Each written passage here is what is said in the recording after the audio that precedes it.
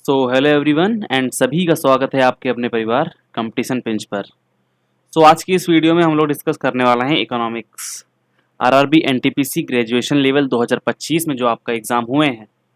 I think यही जो आपके 24 शिफ्ट में पेपर हुए हैं उन सभी के क्वेश्चंस को हम यहाँ पर लेके आए हैं। आपको यहाँ पर 69 क्वेश्चंस लिखे हुए मिल जाएंगे, लेकिन यहाँ पर ये हैं कितने 64 क्वेश्चंस हैं। क्यों हैं ऐसा? इसलिए क्योंकि कुछ क्वेश्चंस रिपीट थे तो उसको मैंने यहाँ से निकाल दिया है, उसको एकदम कंसाइज वे में करके एकदम 64 क्वेश्चंस को यहाँ पे रखा है जो कि आपके सारे कंसेप्ट को क्लियर कर देंगे।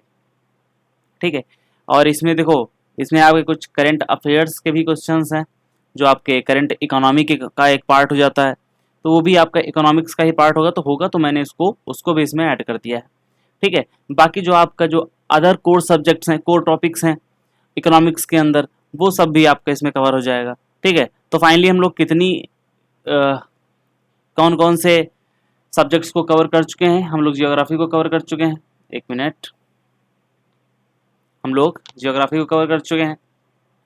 आज हम लोग इकोनॉमिक्स को कर लेंगे। हम साइंस की बात करें तो हम फिजिक्स को कवर कर चुके हैं। साइंस में हम फिजिक्स कवर कर चुके हैं। और हम क्या कवर कर चुके हैं? जियोग्राफी हो गया, इकोनॉमिक्स हो गया, स्टैटिक जीके कवर कर चुके हैं और आर्ट एंड कल्चर कवर कर चुके हैं। आर्ट एंड कल्चर वो हम कवर कर चुके हैं। तो ठीक है ना, तो इन सभी की प्लेलिस्ट बनी हुई है, आप जा करके वहाँ पर देखिए, आपको बहुत अच्छे से समझ में आएगा। ठीक है, बाकी आपसे उम्मीद यही करेंगे कि आप चैनल को लाइक शेयर एंड सब्सक्राइब जरूर करेंगे, जिससे हमारी जो फैमिली है अपनी वो और भी बड़ी हो सके। चलिए आज के हम पहले क्वेश्चन पर चलते हैं, जहाँ पर आपका लिखा हुआ है आर्थिक सर्वेक्षण 2024-25 में कहा गया है कि भारत की विदेशी मुद्रा आरक्षित निधि दिसंबर 2024 तक की स्थिति के अनुसार विदेशी ऋण के लगभग कितने प्रतिशत को पूरा करने के लिए पर्याप्त थी। सबसे पहले आप ये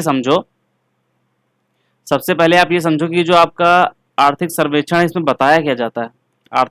एक मिनट, हाँ हाँ जी, सबसे पहले आप ये समझो जो आपका आर्थिक सर्वेक्षण है 2024-25 का आर्थिक सर्वेक्षण में यही बताया जाता है कि आपकी कितनी ग्रोथ होगी, आपका जो विदेशी मुद्रा भंडार है जो हम फॉरेक्स रिजर्व के नाम से जानते हैं वो कितना होगा, और ये हमारा विदेशी कर्जा है उसको कितना कवर कर पाएगा, ये बताता है।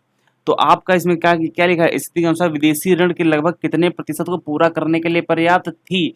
तो इसमें आपका 24-25 में यही बताया गया था कि हमारा जो क्या बोलते हैं फॉरेक्स रिजर्व है, एफआर है, हमारा जो एफआर है वो कितना था? वो आपका 700 बिलियन डॉलर था। 700 बिलियन डॉलर ऐसे लगा लो, 700 बिलियन डॉलर था। ये करीब जो हमारा विदेशी कर्ज है, कितना है विदेशी कर्ज? एक मिनट, हाँ जी, जो हमारा विदेशी कर्ज है उसका ये करीब 90% कवर करने के लिए सफिशियंट था। तो इसका आंसर क्या होगा आपका? 90 हो जाएगा।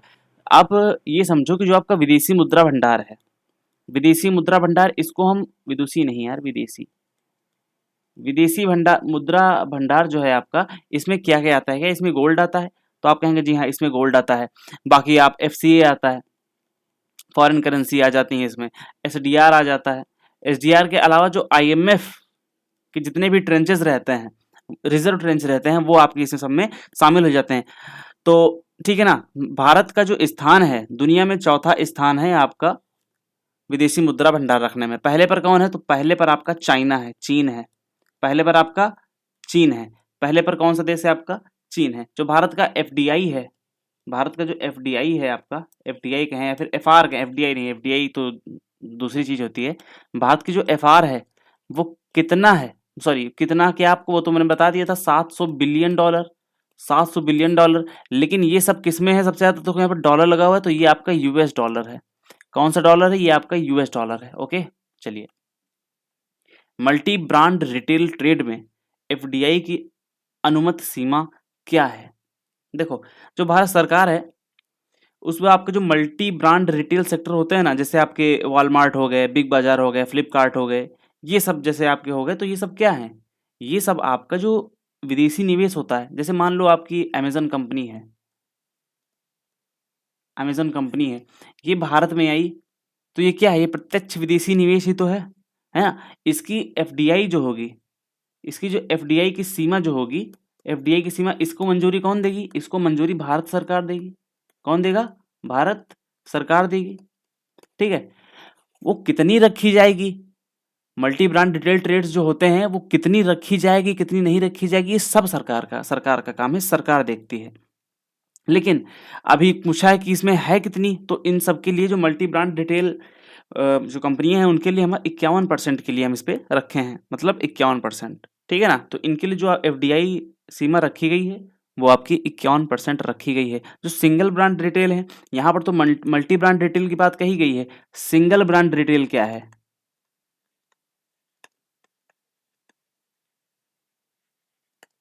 सिंगल ब्रांड रिटेल के लिए जो 100% अनुमति है वो रखी गई है। ठीक है, इसमें क्या आते हैं सिंगल ब्रांड में? जैसे आपके ऑटोमेटिक चीज जितने आते हैं, ऑटोमेटिक रूट जितने आते हैं वो सब होते हैं। बाकी डिफेंस में कितना रखा गया है? डिफेंस में कितना रखा गया है? इसमें आपका ऑटोमेटिक रूट 74% है। ठीक है, और जो सरकारी मंजूरी है, सरकारी मंजूरी है वो आपका 100% है।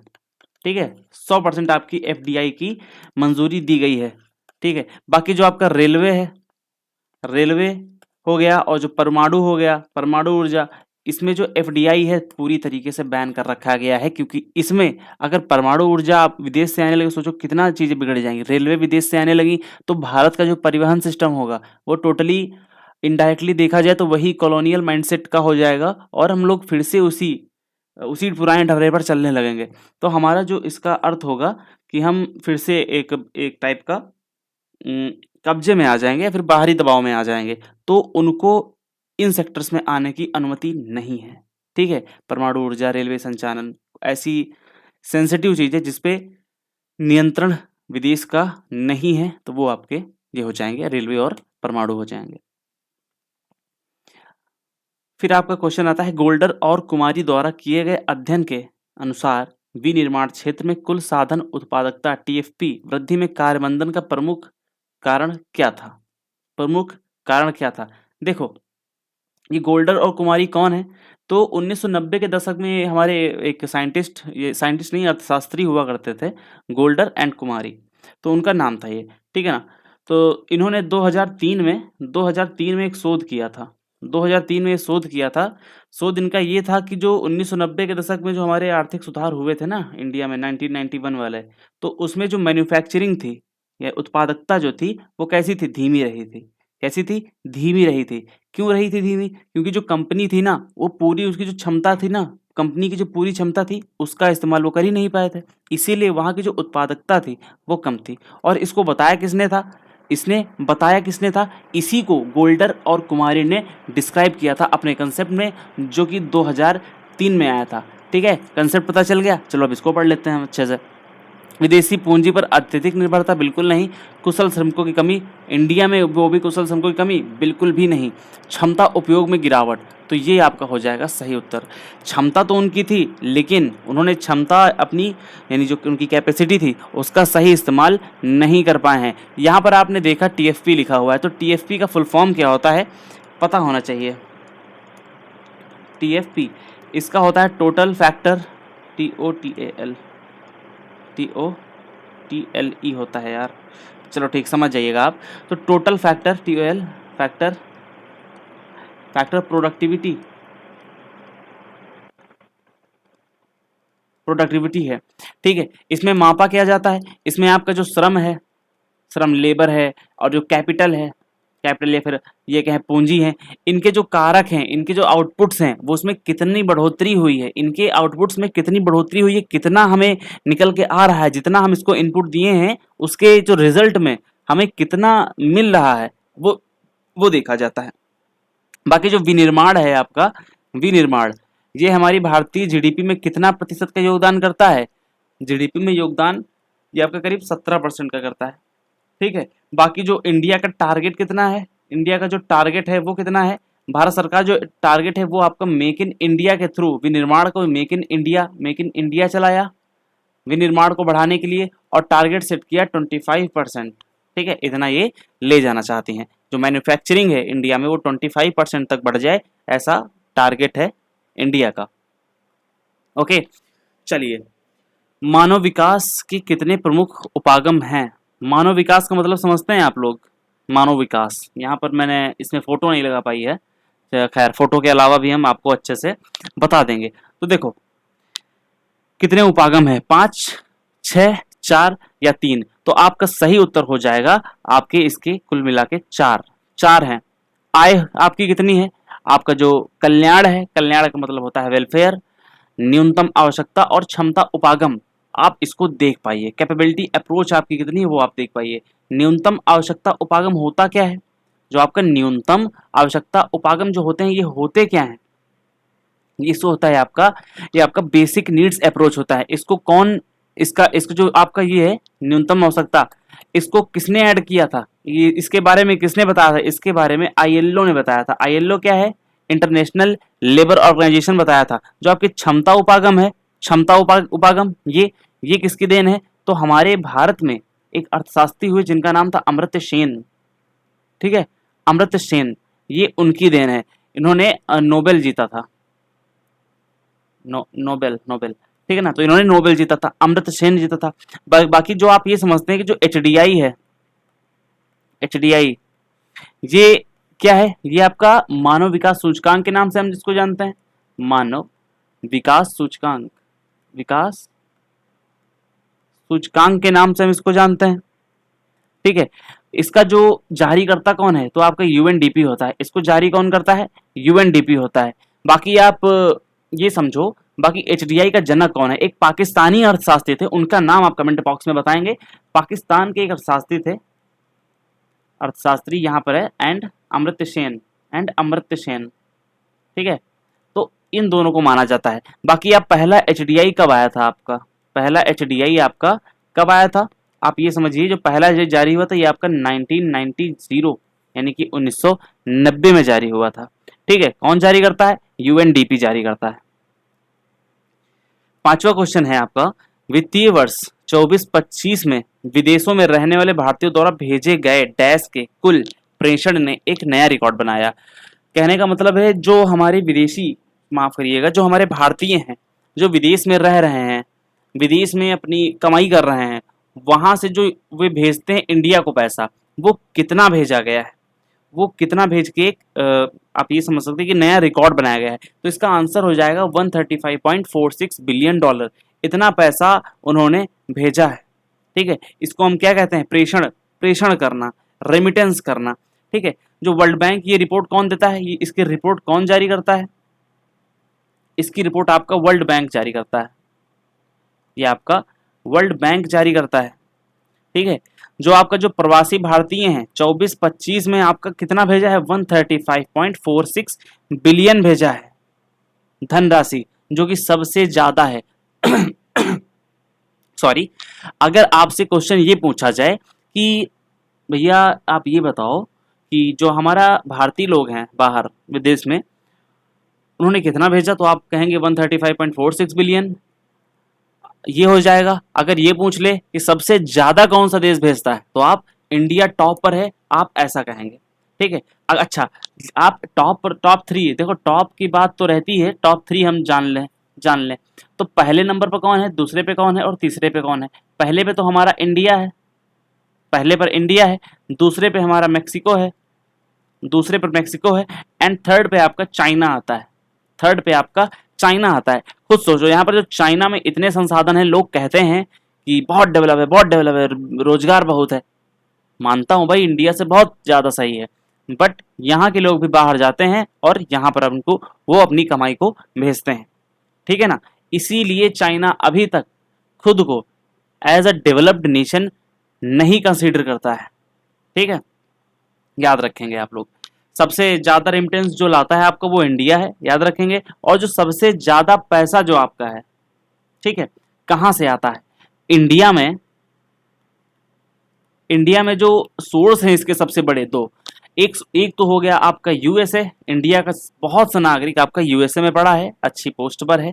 और आपका दूसरा है यूएई। बाकी अरब कंट्रीज में जो मुस्लिम लोग होते हैं वो ज्यादातर जाते हैं, है ना, तो वहां से इंडिया आपका पैसे आते हैं। चलिए आगे बढ़ते हैं। वर्ष 1950-51 से वर्ष 2016-17 तक सकल घरेलू उत्पाद जीडीपी में कृषि की हिस्सेदारी में क्या रुझान देखा गया था। तो ठीक है, आपका जो 1950-51 से वर्ष 16-17 आपकी ये जो आपका समय था, यानी कि FYP जो आपकी पंचवर्षीय योजनाएं चली, तो उन पंचवर्षीय योजनाएं आपको पता है कि 1951 से 1951 से आपकी 1900 यहाँ से आपकी FYP शुरू हुई थी, यहाँ तक आपकी आई थी टोटल।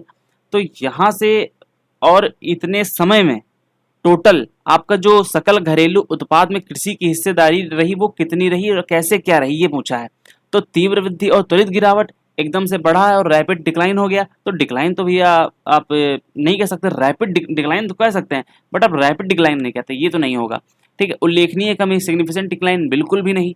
उछाल के साथ निरंतर गिरावट, देखो उछाल तो मिली बट गिरावट हुई है, लेकिन ये नहीं कि एकदम से ग्राफ नीचे हो गया ना जी, आपका ऐसे ऐसे ऐसे ऐसे ऐसे ऐसे गिरावट गिरावट गिरावट गिरावट आता जा रहा है। ठीक है, तो आपका जो इसका आंसर हो जाएगा, आपका हो जाएगा सी। क्या हो जाएगा? सी हो जाएगा। यहां पर कुछ चीजें और समझेंगे, और चीजें क्या समझेंगे, आइए देखते हैं क्या समझेंगे। देखो, जो आपका जीडीपी में योगदान है कृषि का जीडीपी में योगदान कितना है?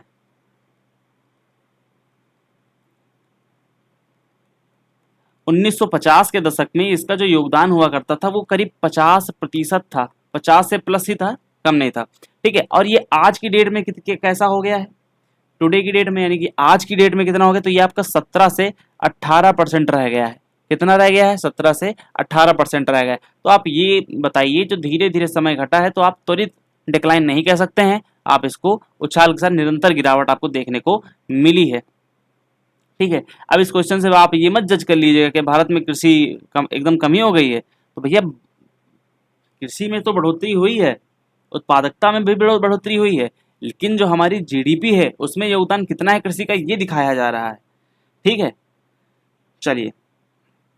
और हाँ, सबसे बड़ी चीज जो आपकी जीडीपी है भारत की, ये अभी कितनी है? तो अभी 6th पे चली गई है, पता चला आप लोगों को, है ना। ये 4th पे आपकी हुआ करती थी, बट 2 स्टेप आपके नीचे गिरे हैं। और ऐसा कयास लगाए जा रहे हैं वर्ल्ड बैंक के हिसाब से कि ये आपका 2028 तक आपका फिर से 4th पोजीशन पे आकर के एक कमबैक करेगी।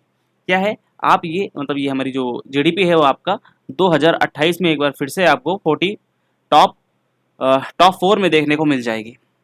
ठीक है, भारत की जो आबादी है उसका कितना प्रतिशत कृषि पर आधारित है? आबादी जो आपका है 45%, उस आबादी का 45% आपका कृषि पर आधारित है, कृषि से उनको रोजगार मिल रहे हैं। ठीक है, बाकी जो जीडीपी में सबसे ज्यादा योगदान किसका है? जीडीपी में सबसे ज्यादा योगदान किसका है? तो वो आपका सर्विस सेक्टर का है, वो आपका सर्विस सेक्टर का है, जिसको हम सेवा क्षेत्र कहते हैं। लगभग ये आपका 54% है, सबसे ज्यादा इसका है। 7 नवंबर, माफ करिएगा वो क्वेश्चन है, नवंबर 2025 तक प्राप्त जानकारी के अनुसार भारत की कुल स्थापित विद्युत क्षमता में गैर जीवाश्म ईंधन विद्युत का योगदान कितना प्रतिशत है? ठीक है ना। तो नवंबर 2025 प्राप्त जानकारी के अनुसार भारत को स्थापित विद्युत क्षमता में गैर जीवाश्म ईंधन जो होते हैं हमारे, जो आपके नॉन फॉसिल फ्यूल्स होते हैं, उसमें आपका कितना योगदान है विद्युत में? जीवाश्म ईंधन की जो विद्युत है उसमें कितना योगदान है? तो आपका आंसर हो जाएगा 51.5। ठीक है, इंडिया जो है 2025 के अंत तक जो उसकी गैर जीवाश्म क्या होते हैं? जो आपके जीवाश्म से अलग हों, जैसे आपका एक हो गया न्यूक्लियर एनर्जी, है ना। अभी आपको पता है थोरियम न्यूक्लियर का एक टू स्टेज प्रोग्राम शुरू किया है कलपक्कम से, है ना। कलपक्कम से वहां पर आपका थोरियम से बिजली बनाई जाएगी। अब थोरियम से बिजली बनाई जाएगी, थोरियम को सेंट्रीफ्यूगल कंसेप्ट के द्वारा उससे आपका यूरेनियम अलग किया जाएगा, एंड देन वहां से आपको आपका जो ऊर्जा है वो आपका बनाई जाएगी। ठीक है, अभी 51.5 है, लेकिन बाहर एक पेरिस समझौता हुआ था। पेरिस समझौता किस लिए हुआ था? इसीलिए हुआ था पेरिस समझौता। इसमें 2030 तक का लक्ष्य रखा गया था 50% गैर जीवाश्म ईंधन ईंधन का, गैर जीवाश्म ईंधन का। अभी वर्तमान में कितना है, वर्तमान में 51.1 है, तो सिंपल सी बात है हमने पा लिया है, यानी कि 2025 में ये टारगेट हमने अचीव कर लिया था। टारगेट था 2030 में, तो 5 साल पहले ही हमने इसको हासिल कर लिया है।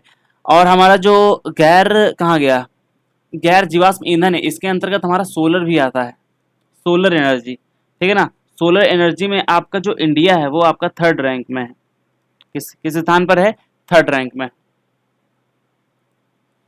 निम्नलिखित में से किस कार्यक्रम का उद्देश्य ग्रामीण निर्धनों के लिए स्वरोजगार प्रदान करना है, तो आपका ये हो जाएगा प्रधानमंत्री आवास, बिल्कुल नहीं। राष्ट्रीय ग्रामीण स्वास्थ्य मिशन, बिल्कुल भी नहीं, ये भी नहीं। आपका हो जाएगा दीनदयाल अंत्योदय योजना, ग्रामीण निर्धनों के लिए स्वरोजगार, ठीक है ना। यहाँ पर ये वाला जो है आपका मनरेगा, जिसको जीवी रामजी बिल के नाम से पेश किया गया और इसको मान्यता भी मिल गई है, पारित भी हो गया है। तो ये आपका इसमें क्या था, इसमें आपका 100 दिन के रोजगार की गारंटी दी गई थी। यहाँ पर आपका क्या है, इसमें आपका जो गरीब है, निर्धन लोग हैं गांव के, उनको आपका यहाँ पर एक टाइप का क्या देंगे, स्वरोजगार देंगे, ठीक है। बाकी जो आपका मनरेगा है आपका स्वरोजगार नहीं है, यहाँ पर आपको 100 दिन की क्या मिलती थी, गारंटी मिलती थी। इसकी स्थापना कब हुई थी, इसकी स्थापना कब हुई थी, इसकी स्थापना 2005 में ये पारित हुआ था, 5 में ये पारित हुआ था, लेकिन लागू कब हुआ था, लागू हुआ था 2 फरवरी को, 2 फरवरी 2006 में आपका ये लागू किया गया था, ठीक है। बाकी अब इसमें आपका जो पीएम प्रधानमंत्री आवास वाला ये आपका हाउस बनाने, घर वर बनाने के लिए है, शहरी और ग्रामीण दोनों है। जो आपका स्वास्थ्य मिशन वाला हो गया, ये आपका तो पता ही है, स्वास्थ्य से संबंधित है। भारत में बिना लाइसेंस वाली विनिर्माण गतिविधियों के लिए वर्ष 1991 में कौन सा प्राथमिक उपाय शुरू किया गया था, तो आपका जो इसमें हो जाएगा, तो इसमें क्या, परियोजना अनुमोदन लाइसेंस, बिल्कुल नहीं। औद्योगिक उद्यमी ज्ञापन, उद्यमशीलता विशेष आर्थिक फाइलिंग प्रमाण पत्र, बिल्कुल भी नहीं। उद्यमशीलता इंटरप्रेन्योरशिप, बिल्कुल भी नहीं। आपका जो इंडस्ट्रियल इंटरप्रेन्योर मेमोरेंडा है, ये आपका यहाँ पर लागू किया गया था, क्योंकि आपको पता ही है कि 1991 में एलपीजी आपका रिफॉर्म्स हुए थे। एलपीजी रिफॉर्म्स मतलब आपको पता ही है कि इस समय आपको जो एलपीजी यानी कि लिबरलाइजेशन, प्राइवेटाइजेशन एंड ग्लोबलाइजेशन को अपनाया गया था। इस समय जो आपके एफसी थे, एफएम यानी कि फाइनेंस मिनिस्टर थे, वो आपके मनमोहन सिंह जी थे, है ना, मनमोहन सिंह जी थे। और इस समय हमारे जो पीएम थे वो कौन थे, वो हमारे पीएम थे आपके पीवी नरसिम्हा राव आपके पीएम थे।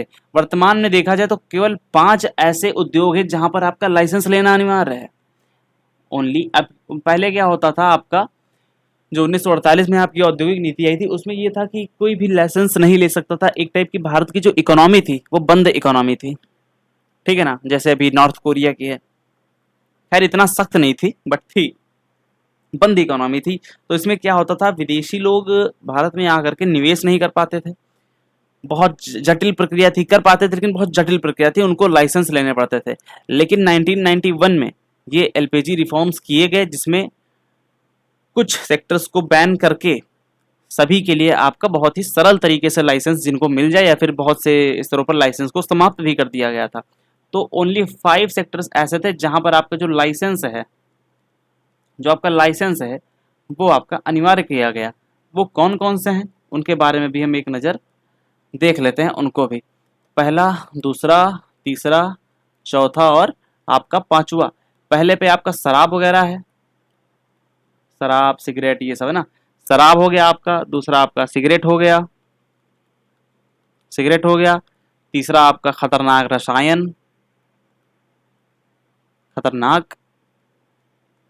रसायन, सेंसिटिव चीजें इतना फ्रीली छोड़ना भी नहीं चाहिए। और आपका जो विस्फोटक है, औद्योगिक विस्फोटक, टीएनटी वगैरह हो गए, यूरेनियम 235 हो गया, औद्योगिक विस्फोटक हो गया। और जो आपके रक्षा उपकरण है, डिफेंस वाला रक्षा उपकरण, इनको लाइसेंस के तहत ही रखा गया, इतने आपके लाइसेंस के तहत रखे गए। ओके, चलिए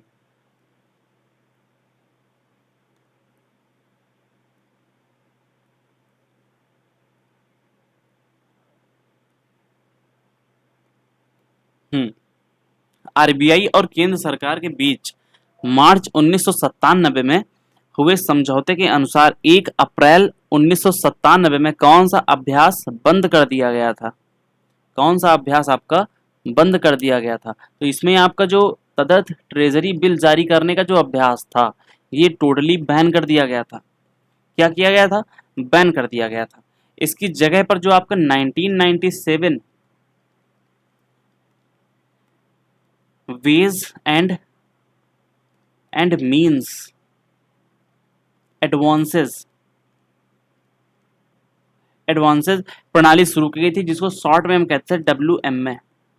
WMA किसके द्वारा रिप्लेस किया गया था? तो आपका ये आपका ट्रेजरी बिल के द्वारा इसको रिप्लेस किया गया था। देखो अब आप ये बताएं, अब आप ये समझो, आप लोगों के मन में डाउट होगा कि भैया ट्रेजरी बिल क्या होते हैं। वैसे आपको पता होना चाहिए, अगर नहीं बताया तो आप समझो यहाँ से, ठीक है। जो भारत सरकार है, एक बहुत बहुत कम समय के लिए जो क्या होता है, उधार जारी करती है।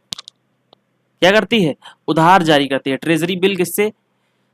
पैसे ले लेगी और उसको क्या दे देगी? ट्रेजरी बिल दे देगी। एक प्रमाण पत्र होता है, ये आपका 91 दिन, 100 जस्ट इसका डबल 182 डेज एंड देन इसका डबल आपका 364 डेज के लिए जारी होता है। इससे ज्यादा जारी 364, इससे ज्यादा जारी नहीं होता है। एक अल्पकाल मतलब एक साल के अंदर आपका जो शॉर्ट टर्म है, एक साल से कम के लिए, उसमें उधार लेने के लिए अपने ये ट्रेजरी बिल जारी कर देता है, जिसको कोई भी बैंक है ना, इसको लेकर के भारत सरकार को उधार दे सकता है।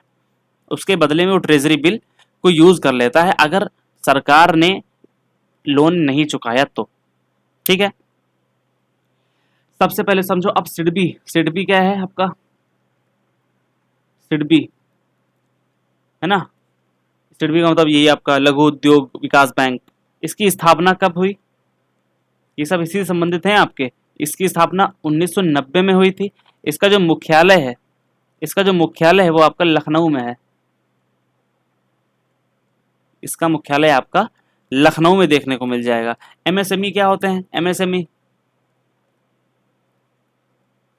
यानी कि जो छोटे उद्योग होते हैं, वो आपका जो भारतीय अर्थव्यवस्था है, आपकी जो भारतीय अर्थव्यवस्था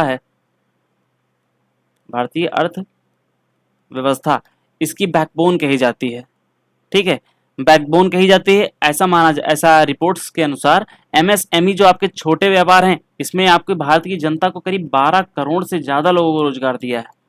12 करोड़ से ज्यादा लोगों को रोजगार ये देता है। चलिए आगे बढ़ते हैं। भारत में राष्ट्रीय लघु उद्योग निगम की स्थापना किस वर्ष हुई थी? क्या है आपकी जो भारत में आपका लघु उद्योग है, लघु उद्योग यानी कि NSIC है ना, NSIC, तो इसकी स्थापना आपका 1954 में हुई थी। कब हुई थी? 1954 में हुई थी। एमएसएमई क्या होते हैं? एमएसएमई क्या होते हैं? देखो, एक तो NSIC national small industries corporation in India, ये होता है आपका NSIC। इसी तरह आपका एमएसएमई होता है, ठीक है। एमएसएमई आपका इसी तरीके से होता है जो मैंने आपको पहले बता दिया है। चलो आगे बढ़ते हैं।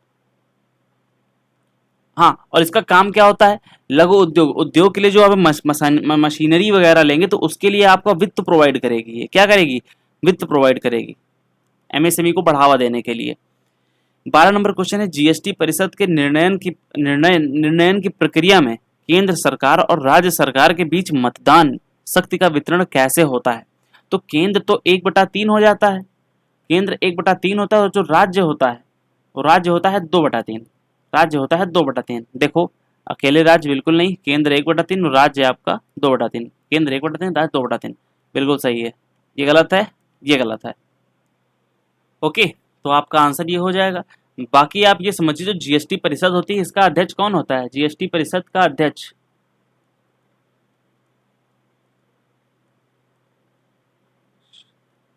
इसका जो अध्यक्ष होता है आपका, वो आपका FM होता है, या फिर आप ये कहें फाइनेंस मिनिस्टर होता है, वित्त मंत्री होता है, ठीक है। अभी वित्त मंत्री कौन है? निर्मला सीतारमण है, निर्मला ताई हैं।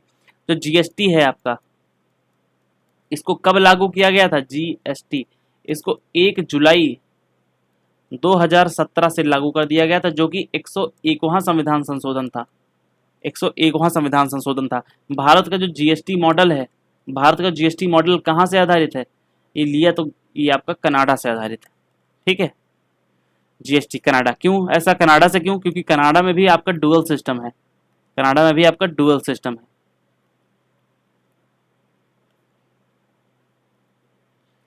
Merchandise export from India scheme MEIS के अंतर्गत निर्यातकों को निम्नलिखित में से किस रूप में पुरस्कृत किया जाता है? तो आपका स्वतंत्र रूप से अंतरणीय ड्यूटी क्रेडिट स्क्रिप्ट, अंतरणीय नगद वाउचर, नगद उपचार तो नहीं दिए जाते हैं, नगद वाउचर नहीं दिए जाते हैं, है ना। उपयोग करने पर एक्सपायर होने वाली निर्यात कर छूट बिल्कुल भी नहीं, और निर्यात उन्मुख इकाइयों में equity shares and export oriented units बिल्कुल भी नहीं। आपका सही उत्तर हो जाएगा ए वाला हो जाएगा। क्यों ए वाला हो जाएगा? देखो, जो एक्सपोर्ट्स होते हैं इनको बढ़ावा देने के लिए ये आपके जो ड्यूटी क्रेडिट स्क्रिप्ट होते हैं, कागज के ये टाइप क्या होते हैं? ये कूपन होते हैं। क्या होते हैं? ये आपका कूपन जारी करते हैं। ये कौन जारी करती है? भारत सरकार देती है। जिसमें क्या होता है? आपका कस्टम ड्यूटी होता है, इसमें आयात शुल्क आप भर सकते हैं, ठीक है, और उनको किसी और को भी बेच सकते हैं, ठीक है। फ्रीली ट्रांसफरेबल होते हैं, इसीलिए इसको क्या कहते हैं? स्वतंत्र रूप से अंतरीण ड्यूटी क्रेडिट स्क्रिप्ट। ये जो होते हैं आपके कूपन्स होते हैं कागज के, जिसमें आप जो जारीकर्ता कौन होता है? इसको भारत सरकार जारी करती है। आप इसको देख सकते हैं, ठीक है। बाकी सबसे बड़ा जो निर्यातक देश है इंडिया के लिए, सबसे बड़ा निर्यातक देश कौन सा है? वो आपका हो जाएगा यूएसए से सबसे ज्यादा आपका जो होता है, सबसे ज्यादा आपका सामान इंडिया में आता है। 14 जुलाई 1991 में रुपए का अवमूल्यन कितना हुआ था? 18% हुआ था। कितना हुआ था? 18% हुआ था। इसमें देखो, अवमूल्यन करना जरूरी होता है कभी कभी, ठीक है। जब आपका भुगतान संतुलन बिगड़ जाता है तो उस टाइम आपको जो मुद्रा बचाने की प्रक्रिया होती है ना, वो कौन करता है? वो आपका रिजर्व बैंक करता है। इसी क्रम में 1 और 3 जुलाई को कितने चरणों में किया गया था? 2 चरण में आपका मुद्रा का डिवैल्यूएशन किया गया था। आपसे पूछा जा सकता है कि मुद्रा का जो डिवैल्यूएशन है कितने चरणों में किया गया? तो 2 चरणों में किया गया था। 1991 में किया गया था, करीब 18 से 20% किया गया था। तो यहाँ पर एग्जैक्ट आपका 18 है, तो आप यहाँ पर 18 बिल्कुल लगा दो। अवमूल्यन का मतलब क्या होता है? जानबूझकर अपनी सरकार जो होती है वो मुद्रा की कीमत क्या करती है? गिरा देती है। क्यों गिरा देती है? जब अवमूल्यन होगा तो हमारा जो एक्सपोर्ट होगा वो क्या हो जाएगा? सस्ता हो जाएगा, चीप हो जाएगा, ठीक है। और जो हमारा इंपोर्ट होगा ये क्या होगा? हमारा महंगा हो जाएगा।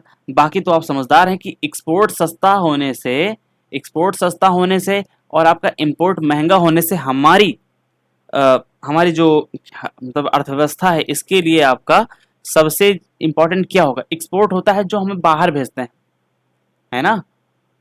माफ करिएगा, एक्सपोर्ट जो होता है आपका अंदर आता है, इंपोर्ट जो होता है बाहर जाता है। अगर बाहर भेजेंगे तो वो तो महंगा होगा, लेकिन जो हम चीजें लाएंगे वो क्या होगी? सस्ती होंगी। लेकिन अब कुछ लोग कहेंगे भैया एकदम क्यों नहीं कर देते हैं? तो भैया उसके भी कुछ इंटरनेशनल रूल्स हैं, है ना। अरे यार, चलो, भारत में कितनी बार डिवैल्यूएशन किया गया है? तो कुल 3 बार किया गया है। कुल 3 बार किया गया है। 1949 में किया गया था, 1966 में किया गया था और 1991 में किया गया था। निम्नलिखित में से कौन सा 1991 के आर्थिक सुधारों के बाद भारत की मौद्रिक नीति में हुए संरचनात्मक समायोजन को प्रदर्शित करता है? रिजर्व बैंक में हस्तक्षेप में कमी के साथ बाजार द्वारा निर्धारित ब्याज दरें, घाटे के वित्त पोषित के माध्यम से मुद्रा आपूर्ति का विस्तार, नियामक उपकरण के रूप में खुला बाजार का संचालन का उन्मूलन, कृषि और एमएसएमई के नियंत्रित ऋण दरें। ये भी नहीं होगा, आपका हो जाएगा रिजर्व बैंक का हस्तक्षेप। क्यों हुआ था? इसमें जो आपकी मौद्रिक नीति होती है, क्या होती है मौद्रिक नीति? कौन बनाता है? याद रखेंगे, जो मौद्रिक नीतियां होती हैं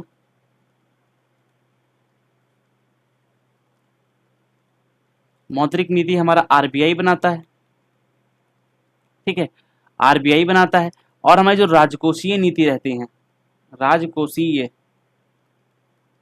आपकी जो राजकोषीय नीति रहती है वो कौन बनाता है? क्वेश्चन पूछा गया है। तो ये आपका जो हमारा वित्त मंत्रालय होता है, है ना। भारत सरकार को फिजिकल पॉलिसी कौन बनाता है? ये आपका वित्त मंत्रालय बनाता है, वित्त मंत्रालय बनाता है। अभी आप ये समझो कि 1991 से पहले क्या होता था कि जो आरबीआई था वो बैंक की ब्याज दरें खुद तय करता था। बैंक की जो ब्याज दरें होती थी खुद तय करता था। इससे क्या होता था, जब ब्याज दरें मतलब घटा बढ़ा दी जाती तो बाजार क्या होती थी, तब उसके हवाले कर दिए जाते थे। कब? सुधारों के बाद। ध्यान से समझिएगा, यहाँ पर मैं सही से एक्सप्लेन नहीं कर पाया हूं। जैसे यहाँ पर है 1991 में जो आपका होता था, 1991 से पहले इसमें जो दरें होती थी, बैंक दर, बैंक रेट जो होते थे, वो कौन तय करता था? वो आपका आरबीआई तय करती थी, रिजर्व बैंक ऑफ इंडिया तय करता था। लेकिन 1991 के जो आपके सुधार हुए उसमें, उसके बाद में डिमांड एंड सप्लाई कहां पर होती है? बाजार में होती है ना। तो उस डिमांड एंड सप्लाई के बेसिस पे ऐसा कर दिया गया, या फिर ये कहें कि आपका जो बाजार के हवाले कर दिया गया। इससे आरबीआई का दखल कम हुआ, यानी कि रिजर्व बैंक के हस्तक्षेप में कमी के साथ बाजार द्वारा निर्धारित ब्याज दरें, ये आपका हो जाएगा। ठीक है। 2016 यहां पर देखें, कहां पर देखें, यहां पर देखते हैं। चलो 2016 में ब्याज दरों को बनाने के लिए आपका मौद्रिक नीति बनाई गई थी। मौद्रिक नीति समिति, मौद्रिक नीति समिति की स्थापना कब हुई थी? 2016 में, याद रखेंगे। ठीक है। एमपीसी, इनको हम शॉर्ट में क्या कहते हैं? मॉनेटरी पॉलिसी कमिटीज, इसको हम एमपीसी कहते हैं। इसमें सदस्य कितने होते हैं? इसमें सदस्य होते हैं कुल मिलाकर के आपके 6। कौन कौन से होते हैं? 6। 3 तो होते हैं आरबीआई के सदस्य, बाकी 3 होते हैं इंडियन गवर्नमेंट के, 3 होते हैं भारत सरकार के। 16 दिसंबर 2025 में यूएस डॉलर के मुकाबले रुपए की मूल्य वृद्धि, एप्रिसिएशन का सर्वाधिक संभावित कारण आरबीआई द्वारा की गई निम्नलिखित में से कौन सी कार्रवाई थी? तो ये हो जाएगा आपका डॉलर की बिक्री। जो डॉलर्स था इंडिया के पास, उसको क्या किया? उसने बेच दिया। समझे? समझे अब? तो बेच दिया उसको। होता क्या, जब आरबीआई बाजार में अपना पैसा क्या करता है, अपना जो जमा होता है उसका डॉलर, वो क्या करता है? बाजार में बेच देता है। तो इससे जो मार्केट का फ्लो होता है, मार्केट का फ्लो वो बढ़ जाता है, जिसकी वजह से आपका एप्रिसिएशन हो जाता है, यानी कि उसमें बढ़ोतरी हो जाती है। यूएस के मुकाबले जो भारतीय रुपया है उसमें आपका बढ़ोतरी देखने को मिल जाती है, आपका भारतीय रुपया मजबूत हो जाता है। लेकिन आप कहेंगे कि भैया किया ये एकदम से क्यों नहीं कर देते? एकदम से कर देंगे तो भैया रिजर्व खाली नहीं हो जाएगा, हर चीज तो देखना पड़ता है ना। जब सप्लाई बढ़ेगी तो डॉलर सस्ता होगा और रुपया मजबूत हो जाएगा। सप्लाई जितना बढ़ेगी उतना डॉलर आपका कम होगा। ठीक है। अभी तो शायद 100 छू चुका है, 90 समथिंग, 93 की 94 5 के करीब हो चुका है। ठीक है। जो आरबीआई है वो कैसे खरीदता है इनको? तो खुले बाजार के जो ओपन मार्केट जो आपकी क्रियाएं होती हैं, ओपन मार्केट क्या बोलते हैं उसको? खुला बाजार, खुले बाजार की क्रियाएं, उसके जरिए डॉलर को खरीदता है और बेचता है। ठीक है ना। तो खुली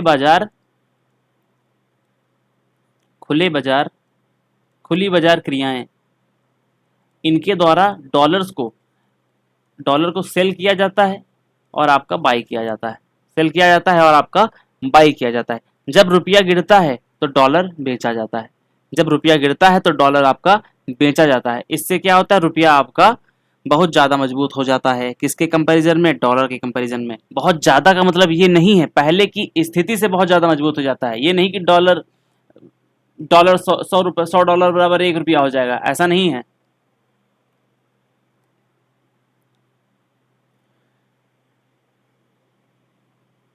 कौन सा पद उस स्थिति का वर्णन करता है जिसमें एक व्यक्ति नियोजित तो होता है लेकिन वेतन, कार्य घंटे या कौशल स्तर के संदर्भ में वांछित क्षमता में नहीं होता है? Which term describes the situation in which an individual is employed but not in their desired capacity in terms of salary, working hour and skill level? समझ गए आप? इसको हम कहते क्या हैं? क्या ये अंशकालिक रोजगार है?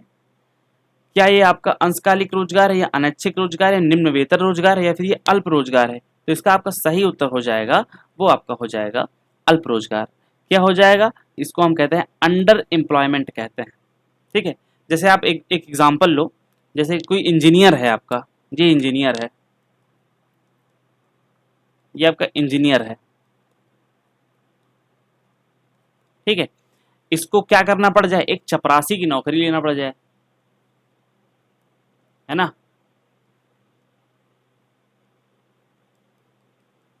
इसको क्या लेना पड़ जाए, एक चपरासी की नौकरी लेना पड़ जाए।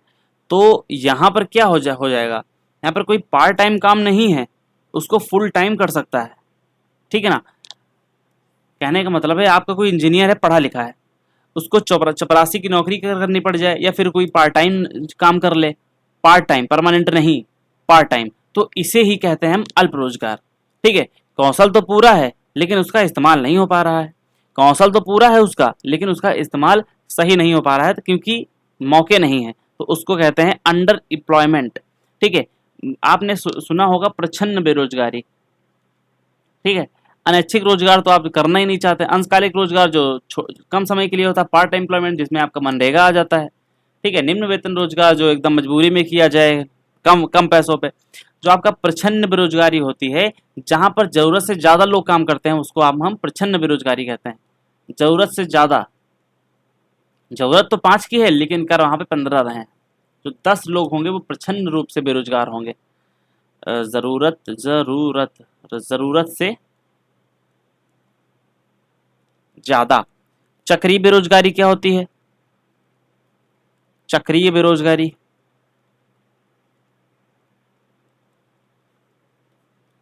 जब मंदी आपकी होती है, मंदी उस समय आपके देखने को मिलती है, मंदी के समय, है ना, मंदी के समय आपको ये देखने को मिलती है।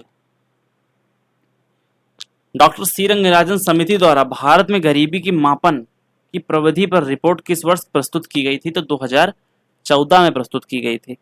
कब की गई थी, 2014 में आपकी की गई थी। इससे पहले आपकी एक समिति आई थी जो आपका सुरेश तेंदुलकर समिति थी। कौन थी, सुरेश तेंदुलकर।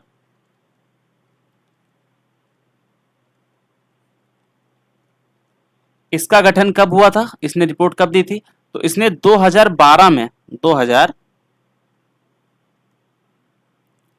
में रिपोर्ट दी थी, और इसी समय आपका गठन हो गया था किसका, 2012 में आपका आ तो गई थी, लेकिन एक मिनट थोड़ा सा डाउट है, सुरेश तेंदुलकर 2012 में नहीं आई थी, 2012 में आपका नहीं आई थी, ये आपका आई थी 2000, एक मिनट, हाँ ये आपका आई थी 2009 में, ठीक है। एक थी लकड़ा वाला समिति, लकड़ा वाला समिति ये आपकी काफी पुरानी थी, ये 1993 की थी। अभी लकड़ा वाला को भूल जाओ और सुरेश तेंदुलकर पे आओ। इसने आपका रिपोर्ट दी 2009 में, लेकिन उसमें बहुत से क्या थे, बहुत से मिस्टेक्स थी, तो उसी को सुधार करने के लिए आपका 2012 में सी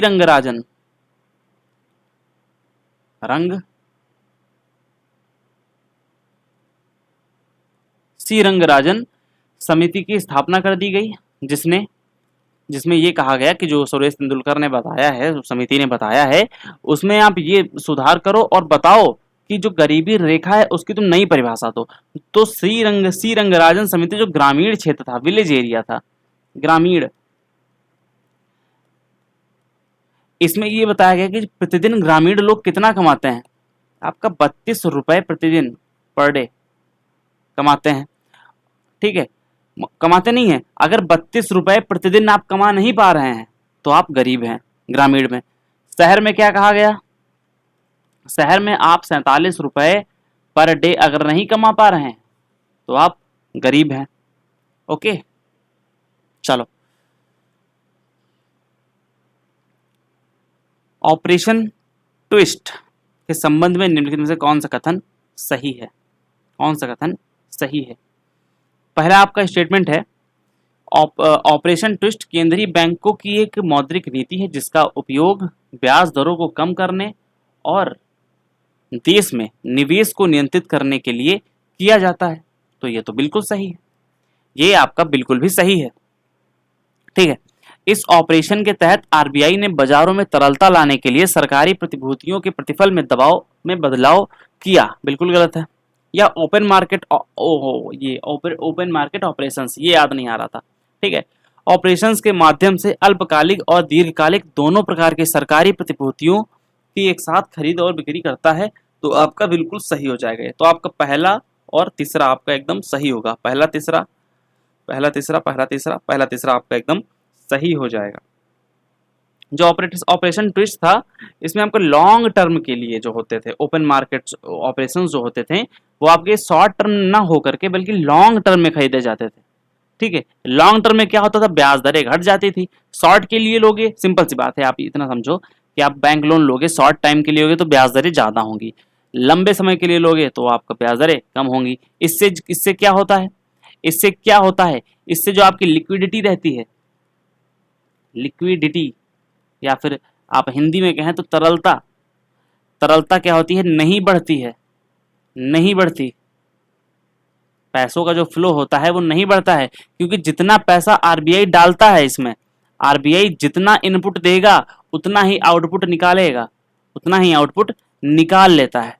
तो ठीक है, अगर आप ये समझो कि यह नाम कहां से लिया गया था, ये नाम आपका यूएसए से लिया गया है। कौन सा, ऑपरेशन ट्विस्ट, जो आपका नेम है यार, ये नेम जो है आपका ये यहीं से लिया गया है। भारतीय अर्थव्यवस्था में आर्थिक विकास को बढ़ावा देने के लिए सरकारी व्यय बढ़ाने में निम्नलिखित में से कौन सी सीमा है। कहने का मतलब है गवर्नमेंट एक्सपेंडिचर बढ़ाने में निम्नलिखित में से कौन सी सीमा है। तो विदेशी व्यापार में उग्रता से वृद्धि बिल्कुल गलत, स्फीति गतिरोध बिल्कुल गलत, मुद्रास्फीति में वृद्धि की संभावना बिल्कुल सही।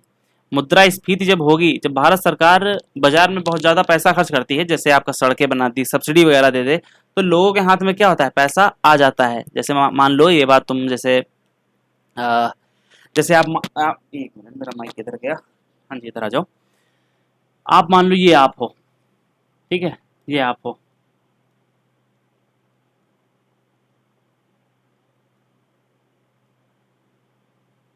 चलो खुश हो जाओ, अच्छा थोड़ा अभी अभी के लिए खुश हो जाओ। ठीक है, आपके पास पैसा नहीं है, बिल्कुल आपके पास 0 रुपए हैं, तो क्या आप, आपके सामने यहाँ पर एक पोला खाया है आपने, पोला है ना, मसालेदार पोला, आपके सामने पोला टंगा हुआ है, तो क्या आप इसको खरीद पाएंगे। तो आपका आंसर होगा बिल्कुल भी नहीं, बिल्कुल भी नहीं। यहाँ पर यानी कि यहाँ पर आपकी जो डिमांड होगी, डिमांड देखा जाए तो आपके माइंड में भले हो लेकिन प्रैक्टिकली पॉसिबल नहीं हो पाएगी, क्योंकि आपके पास पैसा नहीं है। आरबीआई आपके मम्मी पापा हैं, जो आपका आरबीआई है वो आपके मम्मी पापा हैं, मम्मी पापा हैं। जब ये आपको पैसा देंगे तभी आप थोड़े से अमीर हो पाएंगे है ना। तो जब आपके हाथ में पैसा ही नहीं होगा तो आप डिमांड नहीं बढ़ा पाएंगे। ठीक है, अगर यहाँ पर मान लो 5 रुपए दे दिया, 5 रुपए में आपका मन तो था पहले से ही पोला खाने का, तो आपने दुकान पे गए, तुरंत खाया खट से, यानी कि डिमांड आपकी बढ़ गई। क्या इनडायरेक्टली कहने का मतलब ये है कि आपके पास पैसा होगा, अगर मार्केट में पैसा होगा तो डिमांडें भी बढ़ेंगी, डिमांड बढ़ेगी, अगर पैसा नहीं होगा तो डिमांड घटेगी। ठीक है, तो अगर उत्पादन देखो, अगर आप डिमांड बढ़ा दिए हैं तो उत्पादकता में कमी आएगी, क्योंकि उत्पादकता तो वही है, तो इससे क्या हो जाएगा, महंगाई बढ़ जाएगी। ठीक है, महंगाई बढ़ जाएगी, उत्पादकता नहीं बढ़ेगी तो आपकी महंगाई बढ़ जाएगी। ठीक है, ये पूरा आपका कंसेप्ट है। बाकी मुद्रास्फीति में आपका वृद्धि की संभावना आपका हो जाएगा। बाकी जो आप इसको हम कहते क्या है, इसको ये जो आपका ऑप्शन सी है, इसको हम अगर अन्य किसी भाषा में समझने का कोशिश करें तो इसको हम डिमांड पुल इन्फ्लेशन कहते हैं। क्या कहते हैं, डिमांड पुल, मतलब डिमांड पर आधारित, यानी कि जो आपका मांग प्रेरित मुद्रास्फीति, इसको हम कहते हैं, क्या कहते हैं, मांग प्रेरित, डिमांड पुल इन्फ्लेशन आपका हम इसमें कहते हैं। अगर ज्यादा सरकारी खर्च हो जाता है उससे आपका राजकोषीय घाटा जो होता है वो आपका बढ़ जाता है। निम्नलिखित में से कौन सा भारत की अर्थव्यवस्था में वैश्वीकरण का परिणाम है, ग्लोबलाइजेशन है। तो उदारीकरण है, निजीकरण है, राष्ट्रीयकरण है, नेशनलाइजेशन, एलपीजी। तो आप ये कहेंगे कि जो वैश्वीकरण का परिणाम, तो यार उदारीकरण, उदार हो गए आप, तो वैश्वीकरण का परिणाम है वैश्वीकरण, लिबरलाइजेशन तो आई थिंक सो होना तो चाहिए।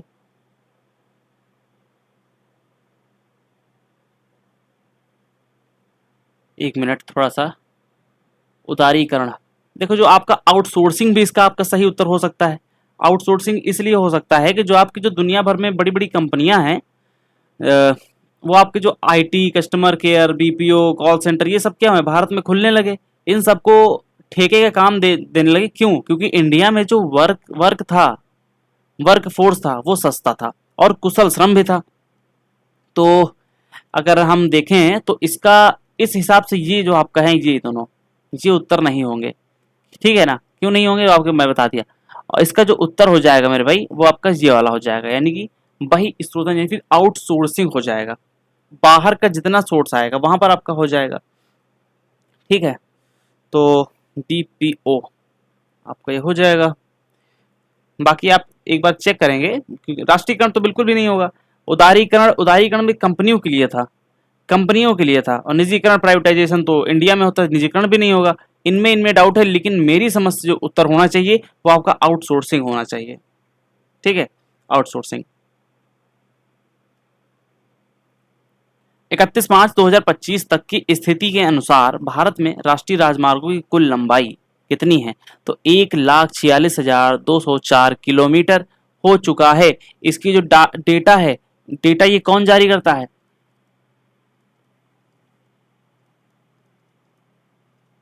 वो आपका सड़क एवं परिवहन मंत्रालय, सड़क तथा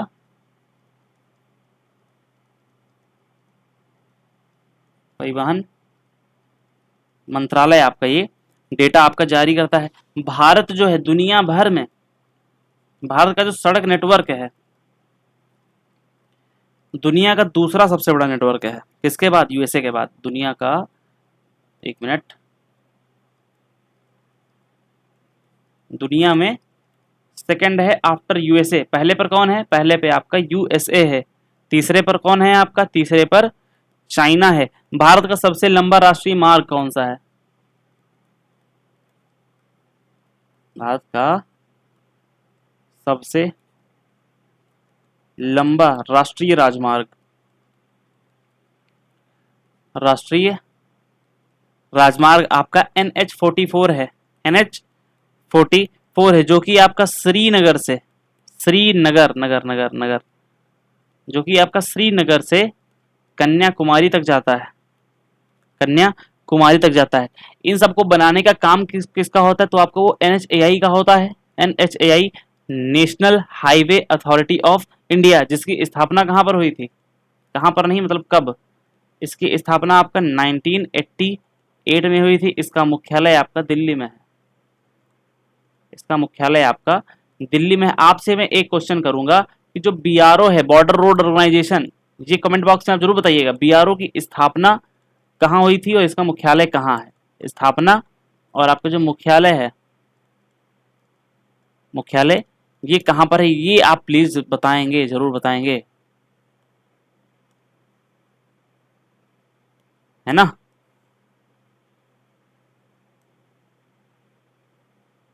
ये प्लीज आप जरूर बताएंगे। चलिए, मंदी के दौरान किस प्रकार की राजकोषीय नीति का उपयोग किया जाना चाहिए?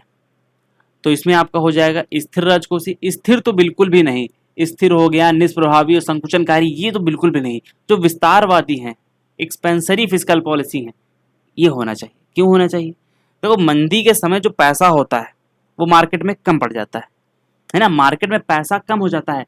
मंदी उसी को कहते हैं भैया, मंदी यानी कि आपकी जेब में पैसा कम पड़ जाए तो आप कहेंगे भैया बड़ी मंदी चल रही है यार, इस समय ना मांगो, है ना? तो इसलिए जो टैक्स रेट होते हैं सरकार के, वो कम करना होता है सरकार को। और जो सरकारी खर्च होता है, सरकारी खर्च को बढ़ाना होता है। टैक्स में गिरावट, टैक्स में गिरावट, और जो आपका सरकारी खर्च होता है, सरकारी खर्चा, इसमें बढ़ोतरी करना होता है सरकार को। ठीक है, और अगर बहुत ज्यादा है, अगर बहुत ज्यादा इन्फ्लेशन आ गई है, महंगाई आ गई है मार्केट में, तो आप वहां पर क्या करेंगे? वहां पर आप संकुचनकारी करेंगे। बहुत ज्यादा महंगाई होने पर, बहुत महंगाई होने पर आपका संकुचनकारी राजकोषीय नीति को अपनाया जाता है। ठीक है, तो आप ये समझिए, जब वहां पर सरकारी खर्च को स्पेंड किया जाएगा ताकि लोगों की जेब में पैसा जाए और वो लोग खर्च कर पाए, है ना। तो ये सब चीजें आपकी होती हैं। बाकी आप एक, हाँ, एक सिद्धांत दिया गया था किसके द्वारा, जॉन मेनार्ड कीन्स के द्वारा। जॉन मेनार्ड, जिनको समष्टि अर्थशास्त्र का जनक भी कहा जाता है, केनिस या फिर कीन्स आप लिख लो। जॉर्ज मेनार्ड कीन्स ने सिद्धांत दिया था कि सरकारी खर्च को बढ़ाने का सिद्धांत, मतलब सरकारी खर्च को बढ़ाया जाए, सरकारी खर्च को बढ़ाया जाए, ये कहा था। तो सरकारी खर्च को बढ़ाने का सिद्धांत, सरकारी खर्चा बढ़ा दिया जाए, ये सिद्धांत जॉर्ज मेनार्ड कीन्स ने दिया था। निम्नलिखित में से कौन सा देश 2024 के लिए सबसे कम औसत आयु के संदर्भ में सबसे युवा देश है?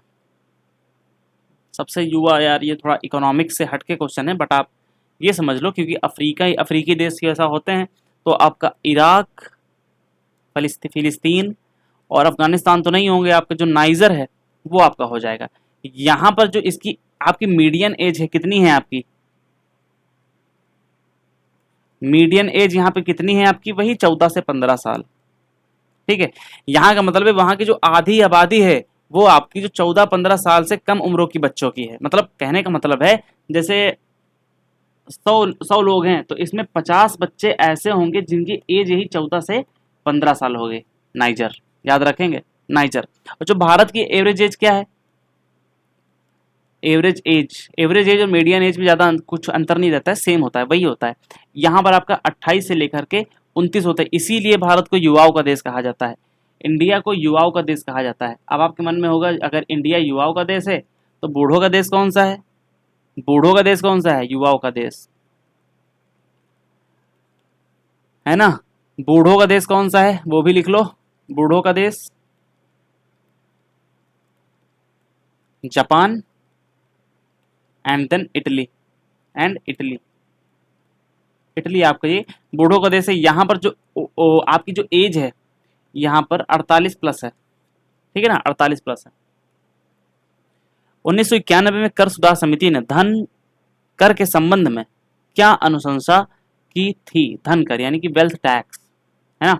What did the tax reforms committee recommended regarding wealth tax in 1991? तो यहाँ पर आपका हो जाएगा संपत्ति का युक्तिकरण यानी कि रेशनलाइजेशन ऑफ वेल्थ टैक्स, ये आपका हो जाएगा रेशनलाइजेशन ऑफ वेल्थ टैक्स, बिल्कुल सही हो जाएगा आपका, ये हो जाएगा। यहाँ पर एक समिति आई थी, राजा चलैया समिति, राजा चलैया समिति, या फिर आप चलैया लिख लो, जैसा लिख लो, राजा चलैया समिति। ये किस लिए लाई गई थी? 1991 में ये कमेटी आपकी आई थी भारत में जो टैक्स सिस्टम है, टैक्स सिस्टम रिफॉर्म के लिए, टैक्स सिस्टम के रिफॉर्म के लिए लाई गई थी। क्यों लाई गई थी? यहाँ का जो आप ये वेल्थ टैक्स सिस्टम था, इसको एक सरल बनाने के लिए, मतलब इसको संपत्ति जो इसमें आती थी, वित्तीय संपत्तियां जो इसमें आती थी, इसको बाहर रखने की सलाह दी थी। जो वेल्थ टैक्स था इसके अंतर जो वित्तीय संपत्तियां थी उसको बाहर रखने का सुझाव दिया था, ठीक है। बाकी राजा चलैया समिति को जो इंडिया में टैक्स सुधार का जनक कहा जाता है, टैक्स सुधार का जनक कहा जाता है, टैक्स सुधार का जनक आपका ये कहा जाता है। ये समिति को भारत में टैक्स सुधार का जनक कहा जाता है। ओके, तो इसने कहा था राजा चलैया समिति ने 1991 में कि जो वेल्थ टैक्स है इसको बाहर रखना चाहिए। क्या इसको भारत सरकार ने अडॉप्ट किया? तो हम कहेंगे जी हाँ किया, लेकिन कब किया? 2015 के बजट में इसको पूरी तरीके से टोटली एबॉलिश कर दिया गया। एबॉलिश मतलब एकदम नष्ट कर देना, ठीक है।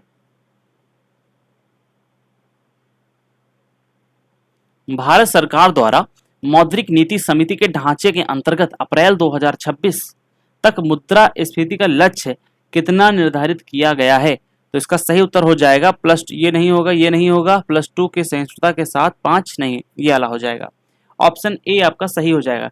भारत सरकार और आरबीआई के बीच समझौता हुआ था जिसमें ये रखा गया था कि जो महंगाई है आपकी आपकी जो महंगाई है उसको 4 पर रखा जाए, है ना, 4 पर रखना है ना, 2% नीचे यानी कि 2% और 2% ऊपर तक जा सकती है, ऐसा कहा गया। 4 है तो प्लस माइनस 2 रखा गया था, प्लस माइनस 2 के साथ 4 ये आपका रखा गया था, प्लस माइनस 2 के साथ ऐसा रखा गया था। जो आपकी एमपीसी होती है, मैं आपको बताया कि मॉनेटरी पॉलिसी कमेटी होती है जिसमें 3 आरबीआई के सदस्य रहते हैं और 3 इंडियन गवर्नमेंट के सदस्य रहते हैं, जिसमें टोटल 6 सदस्य रहते हैं। एमपीसी का गठन मैंने नहीं बताया था, यहां पर सुन लो। जो एमपीसी का गठन है किसकी सिफारिश पर हुआ था, किस समिति की सिफारिश पर हुआ था, तो 2016 में उर्जित पटेल जो कि हमारे आरबीआई के गवर्नर थे, उनकी अध्यक्षता में एक समिति बनाई गई और इसी समिति में ये सिफारिश की गई कि भैया कि जो एमपीसी है इसका गठन किया जाए, है ना, मॉनेटरी पॉलिसी कमेटी का गठन किया जाए। जो मुद्रास्फीति है ये किसके द्वारा जारी की जाती है, ये आपका सीपीआई यानी कि आपको जो उपभोक्ता consumer index, consumer price index, हाँ सीपीआई यही होता है। सीपीआई का मतलब कंज्यूमर प्राइस इंडेक्स के द्वारा आपका निर्धारित की जाती है या फिर उसके द्वारा मापी जाती है।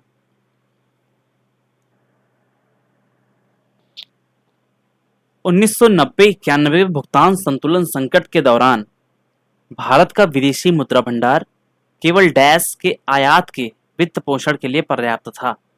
तो भैया 14 दिन के लिए पर्याप्त था। आपको पता होना चाहिए जो भारत का जो विदेशी मुद्रा भंडार है 1991 में बहुत ज्यादा गिर गया था। कितना गिर गया था, 1.2 बिलियन डॉलर से कम, 1.2 बिलियन डॉलर से भी नीचे आ गया था। इसमें जो भारत था हमारा, वो जो जरूरी सामान है आपका, जैसे पेट्रोल हो गया और अन्य जो जरूरी सामान है, उसको 14 दिन के लिए ही खरीद सकता था। ठीक है, इतना पैसा नहीं बचा था। तो इसी समय भारत ने क्या किया था, जो इंडिया के पास सोना था रिजर्व में, सोने को गिरवी रखा था, ठीक है, और आईएमएफ के पास रखा था और आईएमएफ से पैसा लिया था। इसी समय आईएमएफ से लेकर के इन्होंने एलपीजी लागू किया था, लिबरलाइजेशन, प्राइवेटाइजेशन एंड ग्लोबलाइजेशन करके इन्होंने हमारे इस भारत के संकट को दूर किया था। तो आपका सही उत्तर हो जाएगा 2 सप्ताह। बाकी आपको पीएम और एफएम तो पता ही है कौन था। वर्ष 1991-92 वर्ष 1998-99 के दौरान औद्योगिक उत्पादन सूचकांक आईआईपी के अनुसार किस औद्योगिक क्षेत्र की औसत वार्षिक वृद्धि में स्पष्ट गिरावट दर्ज की गई है। सूचकांक के अनुसार किस औद्योगिक क्षेत्र की औसत वार्षिक वृद्धि स्पष्ट, अच्छा ठीक है, सॉरी, तो 91-92 से लेकर के 98-99 के बीच में आपका जो खनन और उत्खनन था ये तो बढ़ा था, ये नहीं होगा। बिजली और उपयोगिताएं भी बढ़ी थी, विनिर्माण और इंजीनियरिंग का भी आपका बढ़ा था। जो आपका सही उत्तर हो जाएगा वो आपका सी ऑप्शन सही हो जाएगा। मूलभूत और पूंजीगत वस्तुएं जो थी, बेसिक एंड कैपिटल गुड्स, इनमें कमी आई थी। अभी मैंने बताया ना आपको 14 दिन के लिए खरीद सकता था, तो आप इतना आप वहां से लगा सकते हैं। जो आईआईपी होता है, आईआईपी समझते हैं ना आप लोग, औद्योगिक उत्पादन सूचकांक इंडेक्स ऑफ इंडस्ट्रियल प्रोडक्शन, इसका जो आधार वर्ष है, आईआईपी का जो आधार वर्ष है ये आपका 2011-12 है। आईआईपी में कितने उद्योग आते हैं, आईआईपी में 8 कोर उद्योग आते हैं। कौन कौन से आते हैं, जैसे आपका कोयला, बिजली, रिफाइनरी, ये सब आपके जो होते हैं, बाकी नाम उनकी जानकर कोई जरूरत नहीं, बाकी आप 8 कोर उद्योग आपके आते हैं, ठीक है। इनका जो आपका वेटेज रहता है, इन 8 का वेटेज, बाकी हैं तो ज्यादा, लेकिन मैंने क्या कहा, कोर उद्योग, इनका वेटेज कितना है 40.27%। बाकी आप मैथ्स के विद्यार्थी हैं, पढ़ सकते हैं, 8 की वैल्यू इतनी है, नहीं निकाल सकते हैं, देना तो चाहिए ना कुछ। चलो, मतलब 8 है, इसको 40.27 से डिवाइड इंटू 100 कर दो, 100 से वैल्यू निकल आएगी आपकी। खैर मैथ नहीं पढ़ रहे हैं हम। 29 नंबर क्वेश्चन है कि वर्ष 1991 से 91 के दौरान भारत में किस पॉलिसी ट्रेड ऑफ ने संतुलित क्षेत्रीय समृद्धि को सीमित कर दिया था।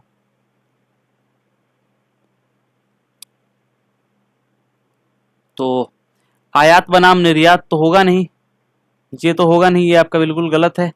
निजी बनाम सार्वजनिक कार्य, सार्वजनिक क्षेत्र, ये भी नहीं होगा।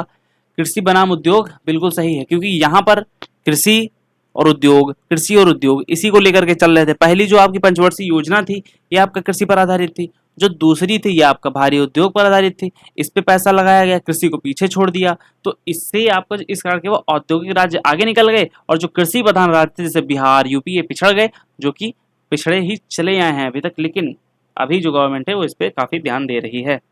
ओके, जो पहली पंचवर्षीय योजना थी, खैर चलो इसको पंचवर्षीय योजना बताऊंगा जब आएगा, लिख लो यार, अच्छा क्या पता है ना है। जो आपकी पहली पंचवर्षीय योजना थी, इसका जो मॉडल था वो आपका हैरोड डोबर मॉडल था। हैरोड डोबर मॉडल था, ये आपका कृषि और सिंचाई पर आधारित थी। सेकंड एफवाईपी जो थी ये आपका पीसी महानुलोबिस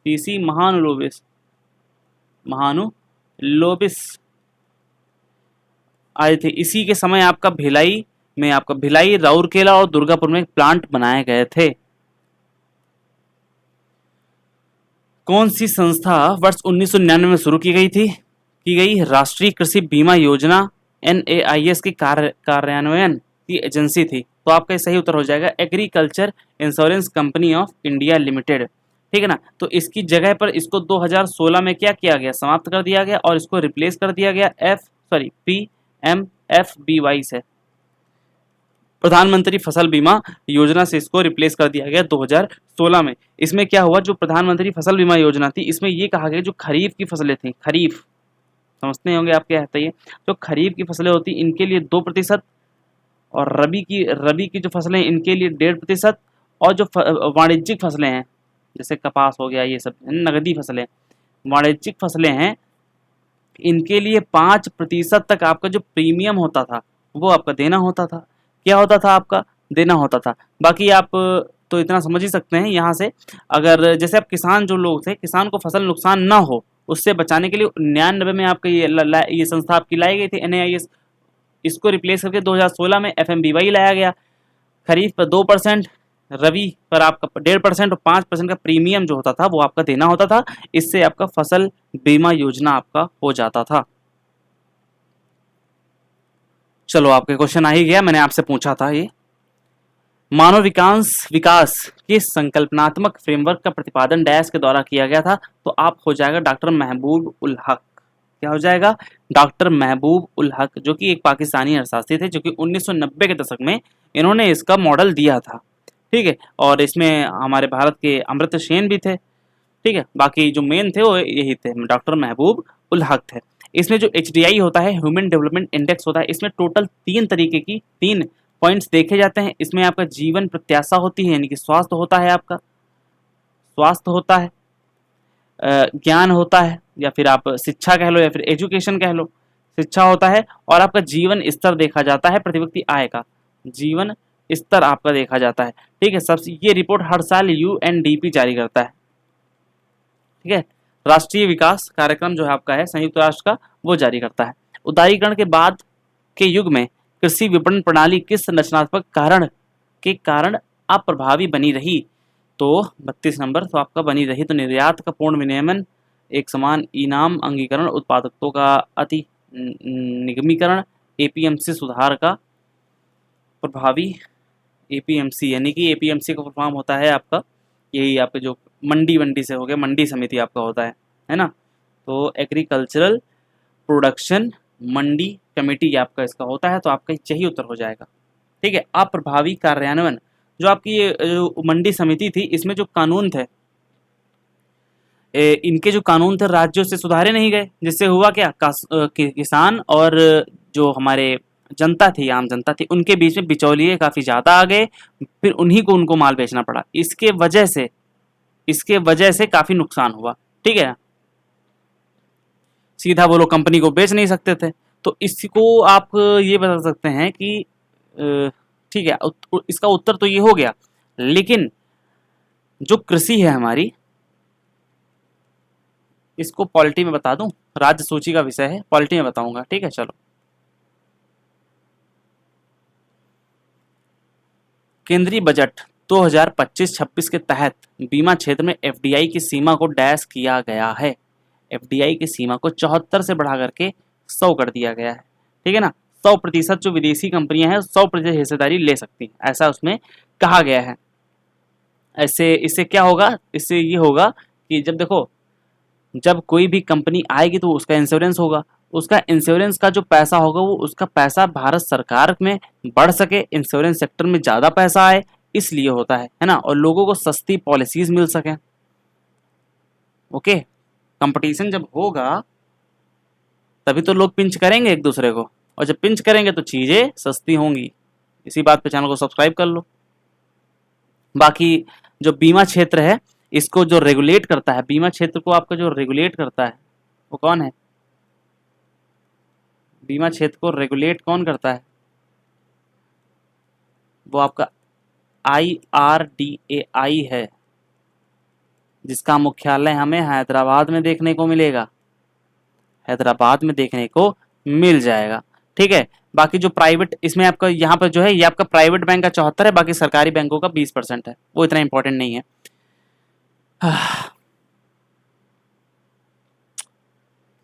1991 में भारतीय अर्थव्यवस्था के उदारीकरण के परिणाम स्वरूप निम्नलिखित में से कौन सा राजकोषीय परिणाम सामने आया? तो ये हो जाएगा आपका बी, है ना। आयात शुल्क तो हो ही नहीं सकता था, इंपोर्ट ड्यूटी। मूल निर्धारण में सरकारी नियंत्रण की तीव्र गति बिल्कुल भी नहीं, सरकारी नियंत्रण की तीव्र वृद्धि बिल्कुल भी नहीं है, तो और वहां पे लिबरलाइजेशन हुआ था। सभी सार्वजनिक ऋणों का उन्मूलन बिल्कुल गलत, है ना। तो आपका उच्च आयात शुल्क ये भी गलत हो जाएगा, आपका सही हो जाएगा प्रत्यक्ष और अप्रत्यक्ष कर दरों में कमी कर दी गई थी।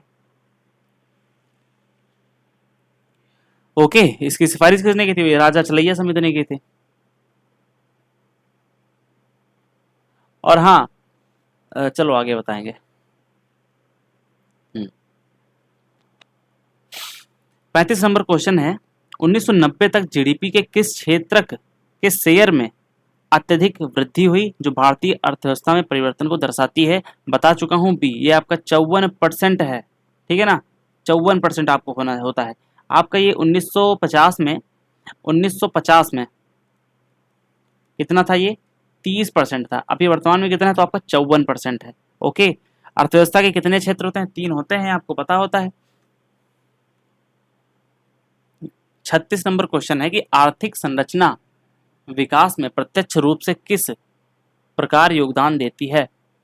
आर्थिक अवसंरचना। How does economic infrastructure directly contribute to development? ये आपका हो जाएगा यह विभिन्न क्षेत्रों के इनपुट की समग्र उत्पादकता में कमी करती है। तो विभिन्न क्षेत्रों के सभी इनपुट में समग्र उत्पादकता में कमी, तो ये तो नहीं होगा। श्रम गुणवत्ता प्रभावित करने के लिए मानव पूंजी को प्रतिबंधित करती है? बिल्कुल भी नहीं। या विभिन्न क्षेत्रों भौतिक वृद्धि को सीमित करती है? बिल्कुल भी नहीं। अवसंरचना के विभिन्न खंडों को आउटपुट का अंतिम उत्पाद, तो आपका जो अवसंरचना है आपकी, है ना, फाइनल प्रोडक्ट बनाने की जो क्षमता है, इंफ्रास्ट्रक्चर, उसको आपका ये खंडों को आउटपुट या अंतिम उत्पाद, ये आपका सही होगा। क्यों हो जाएगा सही? इसलिए सही हो जाएगा जो इकोनॉमिक इंफ्रास्ट्रक्चर है, जैसे सड़कें बनाना, बिजली का निर्माण करना, रेलवे ट्रैक्स बनाना, ये अपने आप में क्या है? आउटपुट हैं, जो आप डायरेक्टली आप ये देख सकते हैं कि जो आपके कारखाने हो गए और जो आपका सामान ढुलाई हो गया और जो व्यापार को क्या करते हैं? गति प्रदान करते हैं। इससे आपका जो समय और लागत सब कम लगता है और विकास आपका ज़्यादा होता है। बाकी आप यहाँ पर देखो, सब में क्या कही थी? कमी हो गया, और यहाँ पर प्रतिबंधित हो गया, सीमित हो गया, तो ये सब आप यहाँ से आप निट्टो लगा सकते हैं ना, निट्टो लगा सकते हैं आप।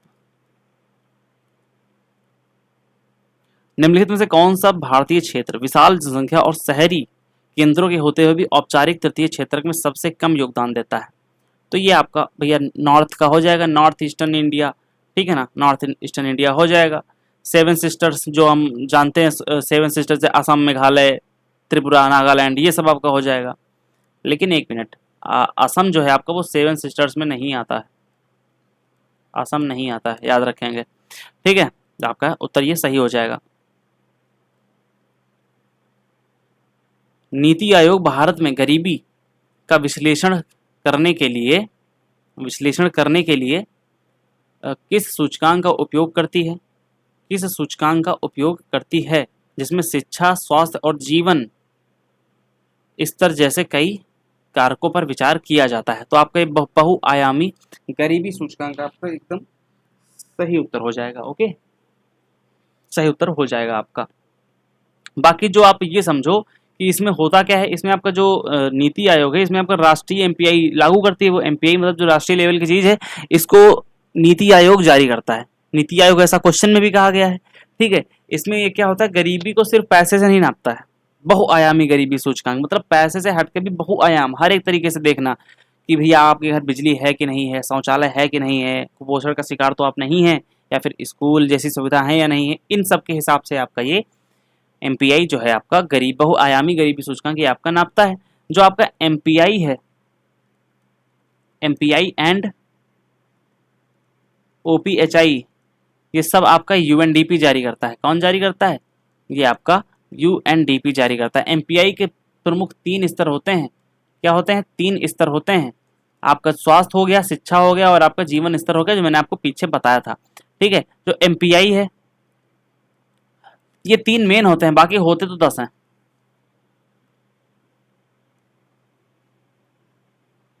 कौन सी मापन विधि संदर्भ वर्ष में बेरोजगार पाए गए सभी व्यक्तियों को शामिल करती है और दीर्घकालिक बेरोजगारी को दर्शाती है? वर्तमान दैनिक स्थिति बेरोजगारी, वर्तमान साप्ताहिक, वर्तमान सहायक, सामान्य प्रमुख स्थिति बेरोजगारी। तो इसका जो आपका सही उत्तर होगा वो आपका हो जाएगा ये वाला, ऑप्शन नंबर डी हो जाएगा। ठीक है ना, यूजुअल प्रिंसिपल स्टेटस अनएम्प्लॉयमेंट होता है। इसमें होता क्या है, इसमें जो आपका यूपीएस होता है, क्या होता है? यूपीएस यानी कि यूजुअल प्रिंसिपल स्टेटस। इसमें ये देखा जाता है कि अगर आप पिछले 365 दिनों में अधिकतर समय आपने सिर्फ और सिर्फ काम ढूंढा है बट मिल नहीं पाया है, आपको काम नहीं मिला है, तो उसको हम क्या कहते हैं? उसको हम दीर्घकालिक बेरोजगारी के अंतर्गत रखते हैं। या फिर आपसे क्रोनिक समझते हैं ना आप, क्रोनिक आपका बेरोजगारी के अंतर्गत आ जाएगा। दैनिक स्थिति जो होती है आपकी दैनिक स्थिति, इसमें क्या होता है, आप एक दिन में अगर 1 घंटा भी काम पाए हैं तो आपका ये सबसे सटीक मापन विधि होती है आपका दैनिक स्थिति को मापने के लिए। दैनिक स्थिति आपका अगर एक दिन में आप अगर 1 घंटा भी काम कर लिए हैं तो आप बेरोजगार तो नहीं कहे जाएंगे। साप्ताहिक स्थिति जो आपकी होती है, साप्ताहिक स्थिति यहाँ पर जो है आपका 1 डे 1 आवर साप्ताहिक होता है। 1 हफ्ते में 1 घंटा काम भी आप अगर नहीं पाए हैं, यहाँ पर क्या है, आप दैनिक स्थिति बेरोजगारी है तब कही जाएगी जब 1 दिन में 1 घंटा काम ना पाएं। और इसमें क्या होता है, साप्ताहिक में अगर 7 दिन में अगर आप 1 घंटे के लिए भी काम नहीं पा रहे हैं तो आपका साप्ताहिक स्थिति हो जाएगी। जो भारत में बेरोजगारी के आंकड़े होता है, ये आपका बेरोजगारी के आंकड़े जो होता है आपका, पहले तो एनएसएसओ जारी करता था, लेकिन अभी आपका ये एनएसओ जारी करता है। रूढ़िगत विकास, अर्थशास्त्र में विकास का अर्थ मुख्य रूप से क्या था? तो आपका हो जाएगा प्रति व्यक्ति वास्तविक आय में वृद्धि। ये आपका हो जाएगा रूढ़िगत विकास, बिल्कुल सही उत्तर हो जाएगा।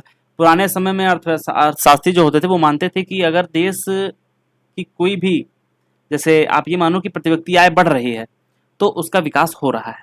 ठीक है, चाहे गरीबी और असमानता चाहे जितनी हो, जेब में पैसा एक ना हो, लेकिन पुराने अर्थशास्त्रियों का यही मानना था कि अगर प्रति व्यक्ति आय बढ़ रही है तो विकास हो रहा है, ऐसा उनका मानना था। लेकिन अभी आधुनिक अर्थशास्त्री क्या मानते हैं? वो ये मानते हैं कि आय के साथ में आपका जो जीवन स्तर है, तीन लेवल्स होते हैं ना उसके, स्वास्थ्य हो गया, शिक्षा हो गया, जीवन स्तर, क्वालिटी में अगर सुधार आ रहा है तो भी आपका सही माना जाएगा। तो प्रति व्यक्ति वास्तविक आय में वृद्धि आपके पुराने रूढ़िगत ट्रेडिशनल डेवलपमेंट, ये आपका हो जाएगा, सही उत्तर हो जाएगा। निम्नलिखित में से तृतीयक क्रियाकलाप की पहचान कीजिए। तृतीयक का मतलब होता है तृतीयक क्रियाकलाप। तो क्रियाकलाप तृतीयक आपका हो जाएगा तृतीयक यानी कि आपका जो सर्विस सेक्टर है वो आपका हो जाएगा, है ना। सर्विस सेक्टर में क्या आता है, क्या हमारा स्थावर संपदा आएगी, स्थावर संपदा का रियल इस्टेट, बिल्कुल ये आपका आ जाएगा, है ना। रियल इस्टेट आपका एकदम सही उत्तर हो जाएगा।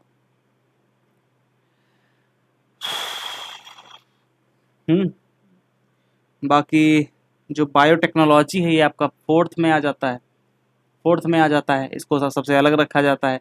और जो सी और डी है निर्माण और पेय उद्योग, ये आपके आ जाते हैं सेकेंडरी में। ये आपके आ जाते हैं सेकेंडरी में, जहां पर उपभोग किया जाता है।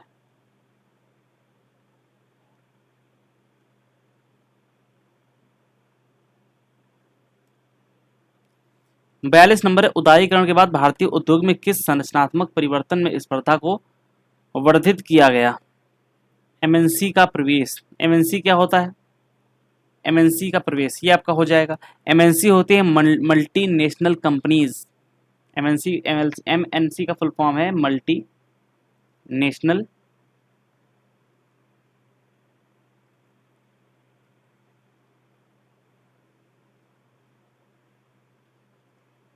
कंपनीज का प्रवेश हो गया। उदारीकरण, उदार बनो, मतलब सरकार का कहना था कि उदार बन जाओ, और कोई भी अगर पेप्सी कोला और सैमसंग ये सब कंपनियां आ रही हैं तो इनको भारत में आने दो और अपना क्वालिटी को उसके जो है उसको सुधारने का मौका मिलेगा।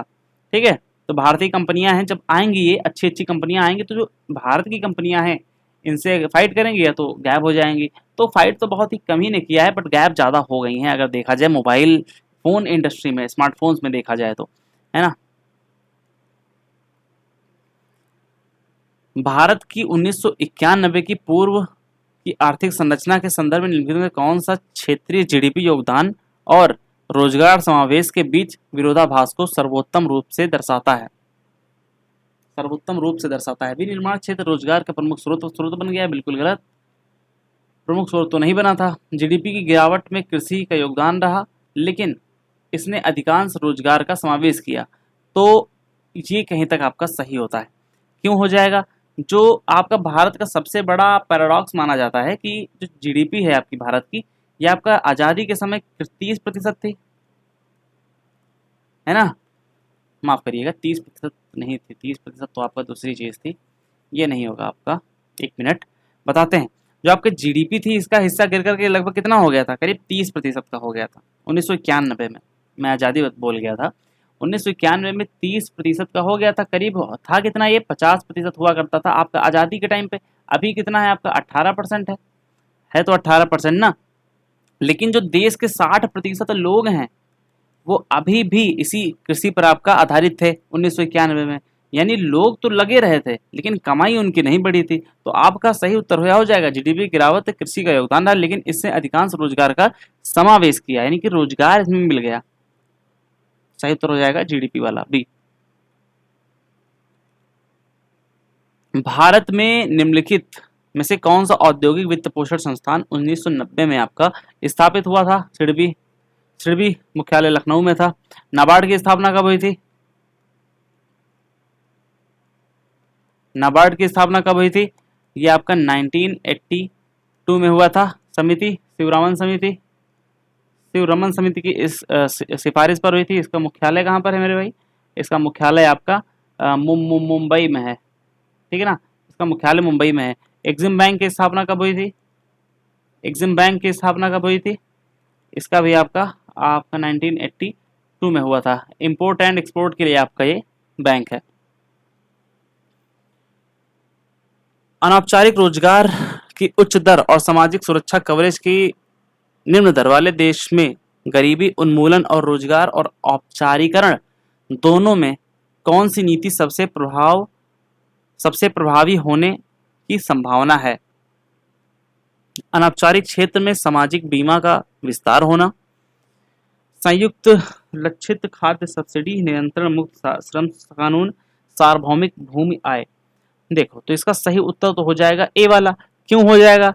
तो भारत जैसा देश जो है जहाँ पर 90% मजदूर कैसे हैं? दिहाड़ी पर काम करते हैं।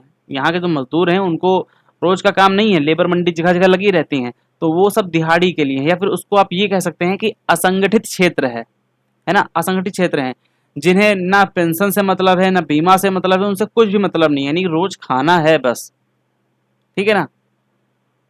तो ये हो जाएगा। अगर सरकार उनको सामाजिक बीमा जैसे आपका ई श्रम हो गया, कार्ड पेंशन हो गया, ये सब औपचारिक सिस्टम दिए जाएंगे जब उनको, तो उनकी क्या होगी? उनकी गरीबी तो घटेगी ना।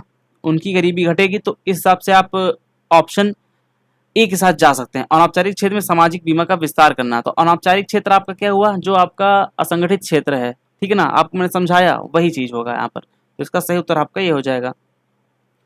ठीक है, बाकी अगर अगर ऐसा इनके साथ हुआ तो ये लोग एक सिस्टम का हिस्सा बन जाएंगे, जो आपकी ज्यादातर जनता के पास है वो भी इनके पास भी होगा, तो कहीं ना कहीं ये भी इनका जीवन स्तर उठेगा। 46 नंबर क्वेश्चन, निम्नलिखित में से कौन सा भारतीय अर्थव्यवस्था पर वैश्वीकरण का प्रभाव नहीं है? वैश्वीकरण का प्रभाव नहीं है, समझेंगे। प्रत्यक्ष विदेशी निवेश उदार बन गया, बिल्कुल गलत। इस मतलब है तो सही, बट इस क्वेश्चन के हिसाब से गलत है। अर्थव्यवस्था की स्थिरता के लिए विदेशी संस्थागत निवेशों को अधिक प्रतिबंधित करना प्रभाव नहीं है। भैया देखो, संस्थागत निवेशों में अधिक प्रतिबंधित करना, विदेशी संस्थागत निवेश, ये बिल्कुल सही हो जाएगा। क्यों सही हो जाएगा? जो अर्थव्यवस्था होती है हमारी, इसमें स्थिरता कब आती है? जब हम एक बंद इकोनॉमी रहते हैं, क्लोज्ड इकोनॉमी रहते हैं। इसीलिए हमने एलपीजी लाया था, लिबरलाइजेशन, ग्लोबलाइजेशन एंड प्राइवेटाइजेशन। इसमें वैश्वीकरण में विदेशी निवेश आपका जो था वो तो करीब देखा जाए तो वो तो बंद ही हो गया, है ना। विदेशी निवेश तो किया नहीं जाता था, बल्कि उसको और भी इजी बनाया गया। क्यों? जो आपकी शेयर मार्केट थी उसमें पैसा आ सके, शेयर मार्केट में पैसा आने के लिए हमने ग्लोबलाइजेशन किया था। ठीक है, बाकी जो आपके यहाँ पर ये आपका वैश्वीकरण का एक पार्ट दिखा रहा है, इसमें क्या है, अवमूल्यन, ये भी आपका किया था। 49 में, 66 में और 91 में 3 बार में आपका अवमूल्यन हुआ था। कितने चरणों में? 1 और 3 जुलाई 1991 में आपका 2 चरणों में आपका अवमूल्यन हुआ था। बाकी आप ये भी आपका देख लेंगे। बाकी आपका सही उत्तर तो आपका बी वाला होगा। विकसित देशों में कुल उत्पादन के संदर्भ में निम्नलिखित में से कौन सा क्षेत्र सर्वाधिक महत्वपूर्ण हो गया है? तो आपका हो जाएगा ए। तृतीय आपका जो टर्शरी एक्टिविटीज है ये आपका हो जाएगा, क्योंकि जो अमेरिका ब्रिटेन, जैसे अमेरिका ब्रिटेन और फ्रांस, इस विकसित देशों में आपका देखा जाए तो 70 से 80% 80% जो आपका जीडीपी का हिस्सा है, ये कहाँ से आता है? जीडीपी ये कहाँ से आता है? ये आपका सर्विस सेक्टर से आता है। बैंकिंग हो गया, आईटी हो गया, बीमा हो गया, इन सब से आता है। यानी कि यहाँ पे जीडीपी का जो हिस्सा है वो आपका थर्ड, यानी कि जीडीपी टर्सरी तृतीयक से आता है, तृतीयक क्षेत्र से आता है। ठीक है ना, तो इस सब से आपका विकसित देशों में आपका ये वाला उत्तर एकदम सही हो जाएगा। भारत में आपको पता ही है, भारत एक कैसा देश है? विकासशील देश है, और यहाँ पर जो सेवा क्षेत्र है वो आपका 54% है। अगर जिस दिन इंडिया 70 से 80 तक पहुंचा तो उस दिन इंडिया एक डेवलप्ड कंट्री बन सकता है। ठीक है, 1991 के सुधारों के दौरान निम्नलिखित में से कौन सी औद्योगिक लाइसेंस में छूट नहीं दी गई थी? मैंने आपको बताया था 5 चीजें ऐसी थी। तो क्या कोयला था उसमें? नहीं। क्या इस्पात था? खाद्य संस्करण था? एल्कोहल था। एल्कोहल शराब बताया था ना। 5 उद्योगों में लाइसेंस को अनिवार्य रखा गया था। खतरनाक रसायन, औद्योगिक विस्फोट, तंबाकू सिगरेट, रक्षा उपकरण और शराब, इतनी चीजों को आपका रखा गया था। आपको क्वेश्चंस रिपीट होंगे। निम्नलिखित में से कौन सा क्षेत्र अमेरिका अर्थव्यवस्था में सर्वाधिक योगदान देता है? तो वही आपका तृतीयक है ना, तृतीयक आपका 80% करीब सिलिकॉन वैली, वहां पर दुनियादारी है ना।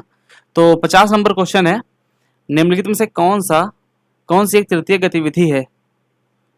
तृतीय गतिविधि खनिज निष्कर्षण करना, इस्पात निर्माण करना और धातु का कर्मण करना, ये आपका हो जाएगा।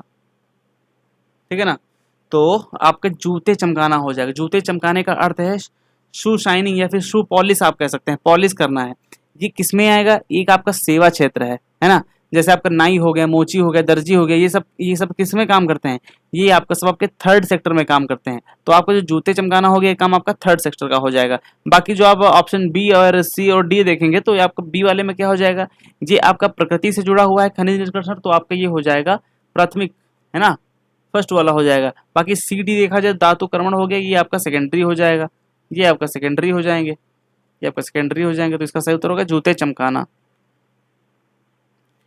पर्यटन को किस प्रकार की गतिविधि के रूप में रखा गया है? तृतीयक, वही चीज, आईटी, टूरिज्म वगैरह, होटल, दुनियादारी, सब है ना। विस्तीर्ण, एक्सटेंसिव जिसको हम कहते हैं, और गहन जिसको हम कहते हैं इंटेंसिव। कृषि प्रणालियों के बीच में मुख्य अंतर क्या है? प्रतिभूमि इकाई उत्पादन। तो आपका सही उत्तर हो जाएगा प्रतिभूमि इकाई उत्पादन। मशीनरी प्रकार, बीज का आकार, प्रयोग, सिंचाई सब आपका नहीं होगा। जो आपकी गहन कृषि होती है, गहन कृषि का मतलब समझते हैं, छोटी सी जमीन पर बहुत सारा खाद पानी और मजदूर लगा करके ज्यादा पैदावार कर लेना, ये आपकी होती है गहन कृषि। तो प्रतिभूमि इकाई उत्पादन सबसे ज्यादा जहां पर लगाओगे उतना हो जाएगा। बाकी जो विस्तीर्ण होती है, जो एक्सटेंसिव होती है, हजारों एकड़ जमीन पर मशीनों से खेती करना, ये सब आपका हो जाएगा। तो ये आपका हो जाएगा प्रतिभूमि इकाई उत्पादन। ओके, निम्नलिखित में से किसे भारत में एलपीजी सुधारों का लाभ नहीं माना जाता है? तो निजी क्षेत्र का विस्तार हुआ था, बिल्कुल हुआ था। क्या व्यापार प्रतिबंधों में वृद्धि हुई थी? तो ये नहीं हुई थी। आपका क्या उन्नत प्रौद्योगिकी को अपनाना था? बिल्कुल सही। क्या अंतरराष्ट्रीय साझेदारी में वृद्धि हुई थी? बिल्कुल सही। तो आपका सही उत्तर हो जाएगा ये वाला, ये आपका गलत हो जाएगा।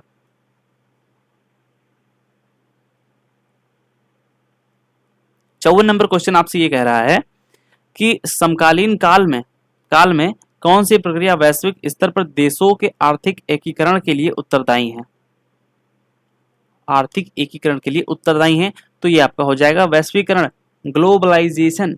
ठीक है ना, एक विश्व की अर्थव्यवस्था को एक दूसरे के साथ जोड़ना ताकि माल और पैसा, तकनीक, इंसान, ये सब आसानी से एक मतलब किसी देश में भी आ जा सके, है ना।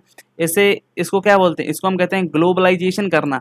इस देश का सोर्स इस देश में यूज हो सके, उस देश का सोर्स इस देश में यूज हो सके, इसका अलग यूज हो सके, इसको ही कहते हैं ग्लोबलाइजेशन। ठीक है ना। चलो,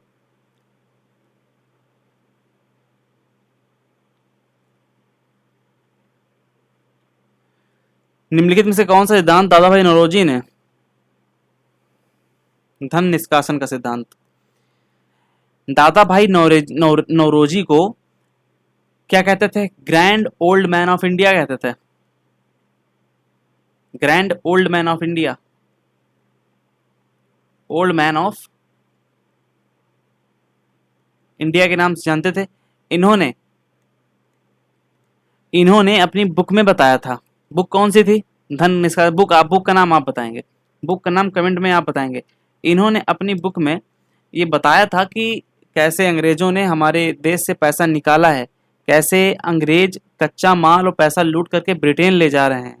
उन्होंने सबसे पहली बार उन्होंने बताया था। ठीक है। बाकी दादा भाई नौरोजी ने सबसे पहले राष्ट्रीय आय की गणना की थी। राष्ट्रीय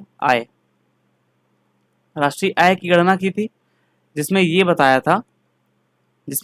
था कि जो नेशनल इनकम है इंडिया की, वो 20 रुपए प्रति व्यक्ति है। ये गणना 20 रुपए प्रति व्यक्ति है, उन्होंने ऐसा गणना की थी। ठीक है। बाकी ये आप ये समझेंगे, हाउस ऑफ कॉमन्स में चुने जाने वाले, हाउस ऑफ कॉमन्स यानी कि ब्रिटिश संसद के लिए चुने जाने वाले पहले भारतीय थे हाउस ऑफ कॉमन्स। ये थोड़ा पॉलिटी का हिस्सा हो गया, बट आप समझ लो, हाउस ऑफ कॉमन्स में पहले भारतीय दादा भाई नौरोजी।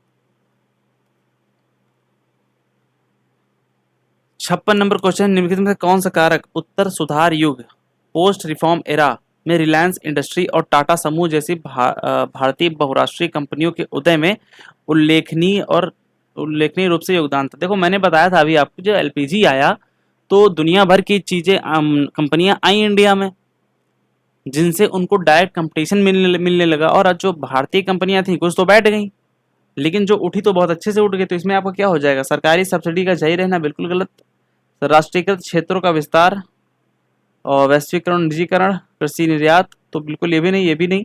आपका वैश्वीकरण और जो आपका निजीकरण का विस्तार था, ये आपका था। ठीक है। ग्लोबलाइजेशन से ये होने लगा, जो भारतीय कंपनियां थी वो दुनिया भर में व्यापार करने लगी, और जो बाहर वाली थी प्राइवेटाइजेशन करने लगी।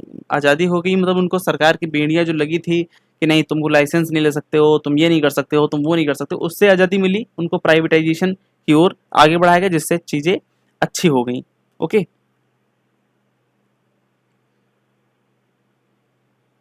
निम्नलिखित में से कौन सा कथन भारत में स्वयं सहायता समूहों SHGs की भूमिका का सर्वोत्तम वर्णन करता है?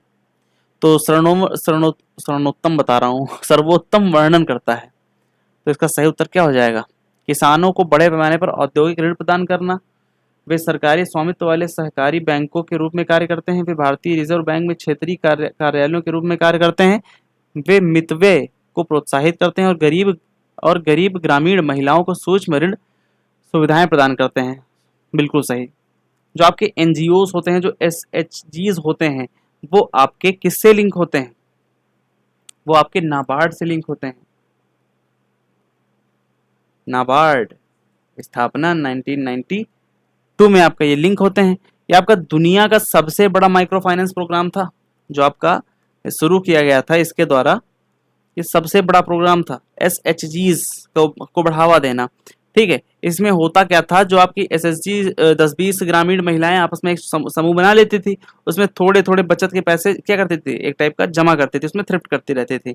फिर वे बैंक में एक छोटा सा लोन, मतलब माइक्रो क्रेडिट समझते हैं ना आप, उसको लेती थी, उससे अपने बिजनेस को क्या करती थी, जैसे आपका सिलाई हो गया, अचार बनाना हो गया, ये जो आपके जो स्थानीय बिजनेस थे उसमें आपका ये बढ़ावा देती। तो आपका ये हो जाएगा सूक्ष्म, ये एकदम सही उत्तर हो जाएगा।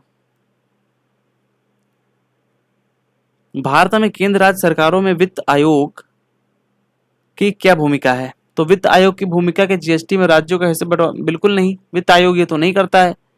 केंद्र में राज्यों के बीच करों से प्राप्त शुद्ध आगमों का वितरण की अनुशंसा करता है सिर्फ। ठीक है, जो वित्त आयोग है उसका काम यह है, उसका काम बताना है जस्ट कि केंद्र सरकार जो भी टैक्स वसूली करेगी उसमें कितना हिस्सा राज्यों में बांटा जाए। तो आवंटन नहीं करता है, बहुत से लोग कंफ्यूज हो सकते हैं, तो वो आवंटन नहीं करता है, जस्ट एक सजेशन देता है, बताता है कि जो डिवैल्यूएशन ऑफ टैक्सेस है वो कैसे कैसे होना चाहिए। भारतीय आपका जो वित्त आयोग है, ये आपका आर्टिकल 280 में आता है, आर्टिकल 280 में आता है, जो कि एक संवैधानिक संस्था है। इसका गठन 5 साल में एक बार होता है। किसके द्वारा किया जाता है? राष्ट्रपति के द्वारा किया जाता है। राष्ट्रपति के द्वारा किया जाता है। जो 16वां वित्त आयोग है, इसके अध्यक्ष कौन है? ये अरविंद पनगड़िया हैं। अरविंद पनगड़िया हैं। ठीक है, जो 15वां वित्त आयोग था, इसमें जो टैक्स लगाने की बात कही गई थी उसमें था उसका 41% हिस्सा दिया जाए। किसको? राज्यों को। आयोग ने यही बताया था जो राज्य को टैक्स मिलेगा उसका 41% हिस्सा किसको दिया जाए? राज्यों को ही दिया जाए। ऐसा 15वें आयोग में कहा गया था, 41% हिस्सा दिया जाए। खैर इतना इंपॉर्टेंट नहीं है, बट आप एक बार देख जरूर लेंगे। द्वितीय पंचवर्षीय योजना के अनुसार भारतीय सरकार ने अर्थव्यवस्था के किन क्षेत्रों को सीधे विकसित और प्रबंधित करने का निर्णय किया था? तो सिंपल सी बात है, भारी उद्योग। द्वितीय पंचवर्षीय योजना पीसी महालनोबिस मॉडल। पहला कौन सा था? हेरोडोवर, जो कि कृषि पर आधारित था। जो आपका दूसरी योजना थी, इसी के तहत आपका राउरकेला, जो कि उड़ीसा में है, भिलाई छत्तीसगढ़, इन सब में इनकी स्थापना की गई थी। बाकी यहाँ पर लिखेंगे नहीं, आप इतना समझ लो बस। भारत में गेहूं मुख्य रूप से किस मौसम की फसल है? गेहूं जाड़े में होता है। गेहूं को पाले वगैरह के लिए क्या होता है? जरूरत होती है, तो इसीलिए आपको रबी की फसल जो होगी वो आपकी हो जाएगी। रा से रजई, रा से रबी। बाकी ये ज्योग्राफी का क्वेश्चन है, देखो रबी की समझ लो। अच्छा, रबी की जो फसलें हैं जो जाड़े की होती है, इसमें गेहूं, चना, मटर, सरसों, ये सब सर्दी की होती है। सर्दी लिख देते हैं, बाकी आप समझ जाएंगे। सर्दियों में खरीफ जो होती है, खरीफ ये आपका मानसून या फिर गर्मियों में। खरीफ में आपके चावल, मक्का, कपास, धान, सोयाबीन, ये सब आपके आ जाते हैं। तो जायद होते हैं बरसात के समय, मतलब गर्मी, एग्जैक्ट गर्मी। जो जायद होता है ये गर्मी में होता है, जिसमें आपका पानी वगैरह सोर्स ज्यादा होता है ना, जैसे आपका तरबूज, ककड़ी, खीरा, ये सब आपका जायद की फसल हो जाती है। ठीक है ना। रात के बज रहे हैं 2:30 और मुझको लग रही है नींद, इसीलिए थोड़ा सा जल्दी किया, नहीं तो बताने वाला भी ज्यादा कुछ एक्स्ट्रा है नहीं, लेकिन जो इंपॉर्टेंट है मैं आपको पूरा सब कुछ बता रहा हूं। भारत ने 1947 के बाद विभिन्न क्षेत्रों के विकास को संतुलित करने के लिए कौन सी आर्थिक प्रणाली को अपनाया था? तो भैया मिश्रित अर्थव्यवस्था, मिक्स्ड इकोनॉमी। ठीक है, तो देखो अमेरिका में क्या है? पूंजीवाद है। वहां पर अमेरिका में पूंजीवाद है, यूएसए, और जो हमारा रसिया है, रूस है। जो रसिया है यहाँ पर आपका क्या है? टोटली समाजवाद है, पूंजीवाद और समाजवाद। तो इंडिया ने इन दोनों के मिक्सचर को अपनाया है, मिश्रित अर्थव्यवस्था को अपनाया है। ठीक है ना। यहाँ पर सरकारी भी चीजें होंगी, पब्लिक भी चीजें होंगी और प्राइवेट भी चीजें होंगी, दोनों कंपनियां मिल करके काम करती हैं। निम्नलिखित में से कौन सा भारत की मौद्रिक प्रणाली अवसंरचना का एक प्रमुख तत्व है? अवसंरचना का एक प्रमुख तत्व है तो आपका बैंक हो जाएगा। ठीक है, देखो जो मौद्रिक प्रणाली होती है इसमें इसका सीधा संबंध किससे होता है? बैंकों से होता है। जैसे आरबीआई हो गया और कॉमर्शियल बैंक्स जो आपके छोटे मोटे हैं, केनरा हो गया, आर्यवर्त हो गया, ये सब आपका हो गया। तो जैसे है ना, बाकी इन सब से होता है। तो आपका डायरेक्ट आपका इसका आंसर क्या हो जाएगा? बैंक हो जाएगा। पैसों की लेन देन करना और ब्याज, लोन, ये सब आपका जो होता है मौद्रिक नीति, बैंक का काम होता है, बैंक करते हैं ये सब। निम्नलिखित में से कौन सा कारक भारत में कृषि की विविधता में योगदान नहीं देता है? कृषि की विविधता में योगदान मृदा का प्रकार देता है, सिंचाई की विविधता देता है, जलवायु देता है, तो ये आपका नहीं देता है। ठीक है ना, तो एक समान भू आकृति जो है आपका ये नहीं देती है। ओके, जो भारत की कृषि है, भारत की कृषि को, भारतीय कृषि जलवायु को कितने क्षेत्र में बांटा गया है? जलवायु, इसको टोटल आपके 15 क्षेत्रों में बांटा गया है, जिसको हम एग्रो क्लाइमेटिक चेंजेस जोन्स के नाम से भी जानते हैं। ठीक है, चलिए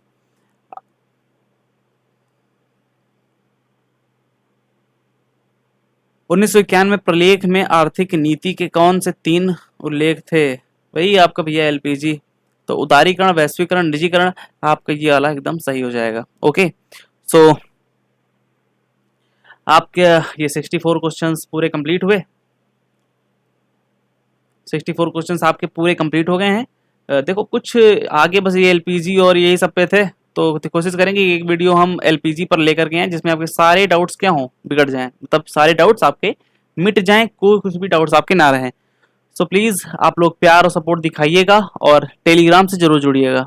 ओके, तो बाकी इसके बाद हम पॉलिटी या हिस्ट्री में से कुछ एक लेके आएंगे। तो ठीक है ना, मिलते हैं आपको अगली वीडियो में, तब तक के लिए जय हिंद एंड जय भारत। प्यार दिखाते रहिए।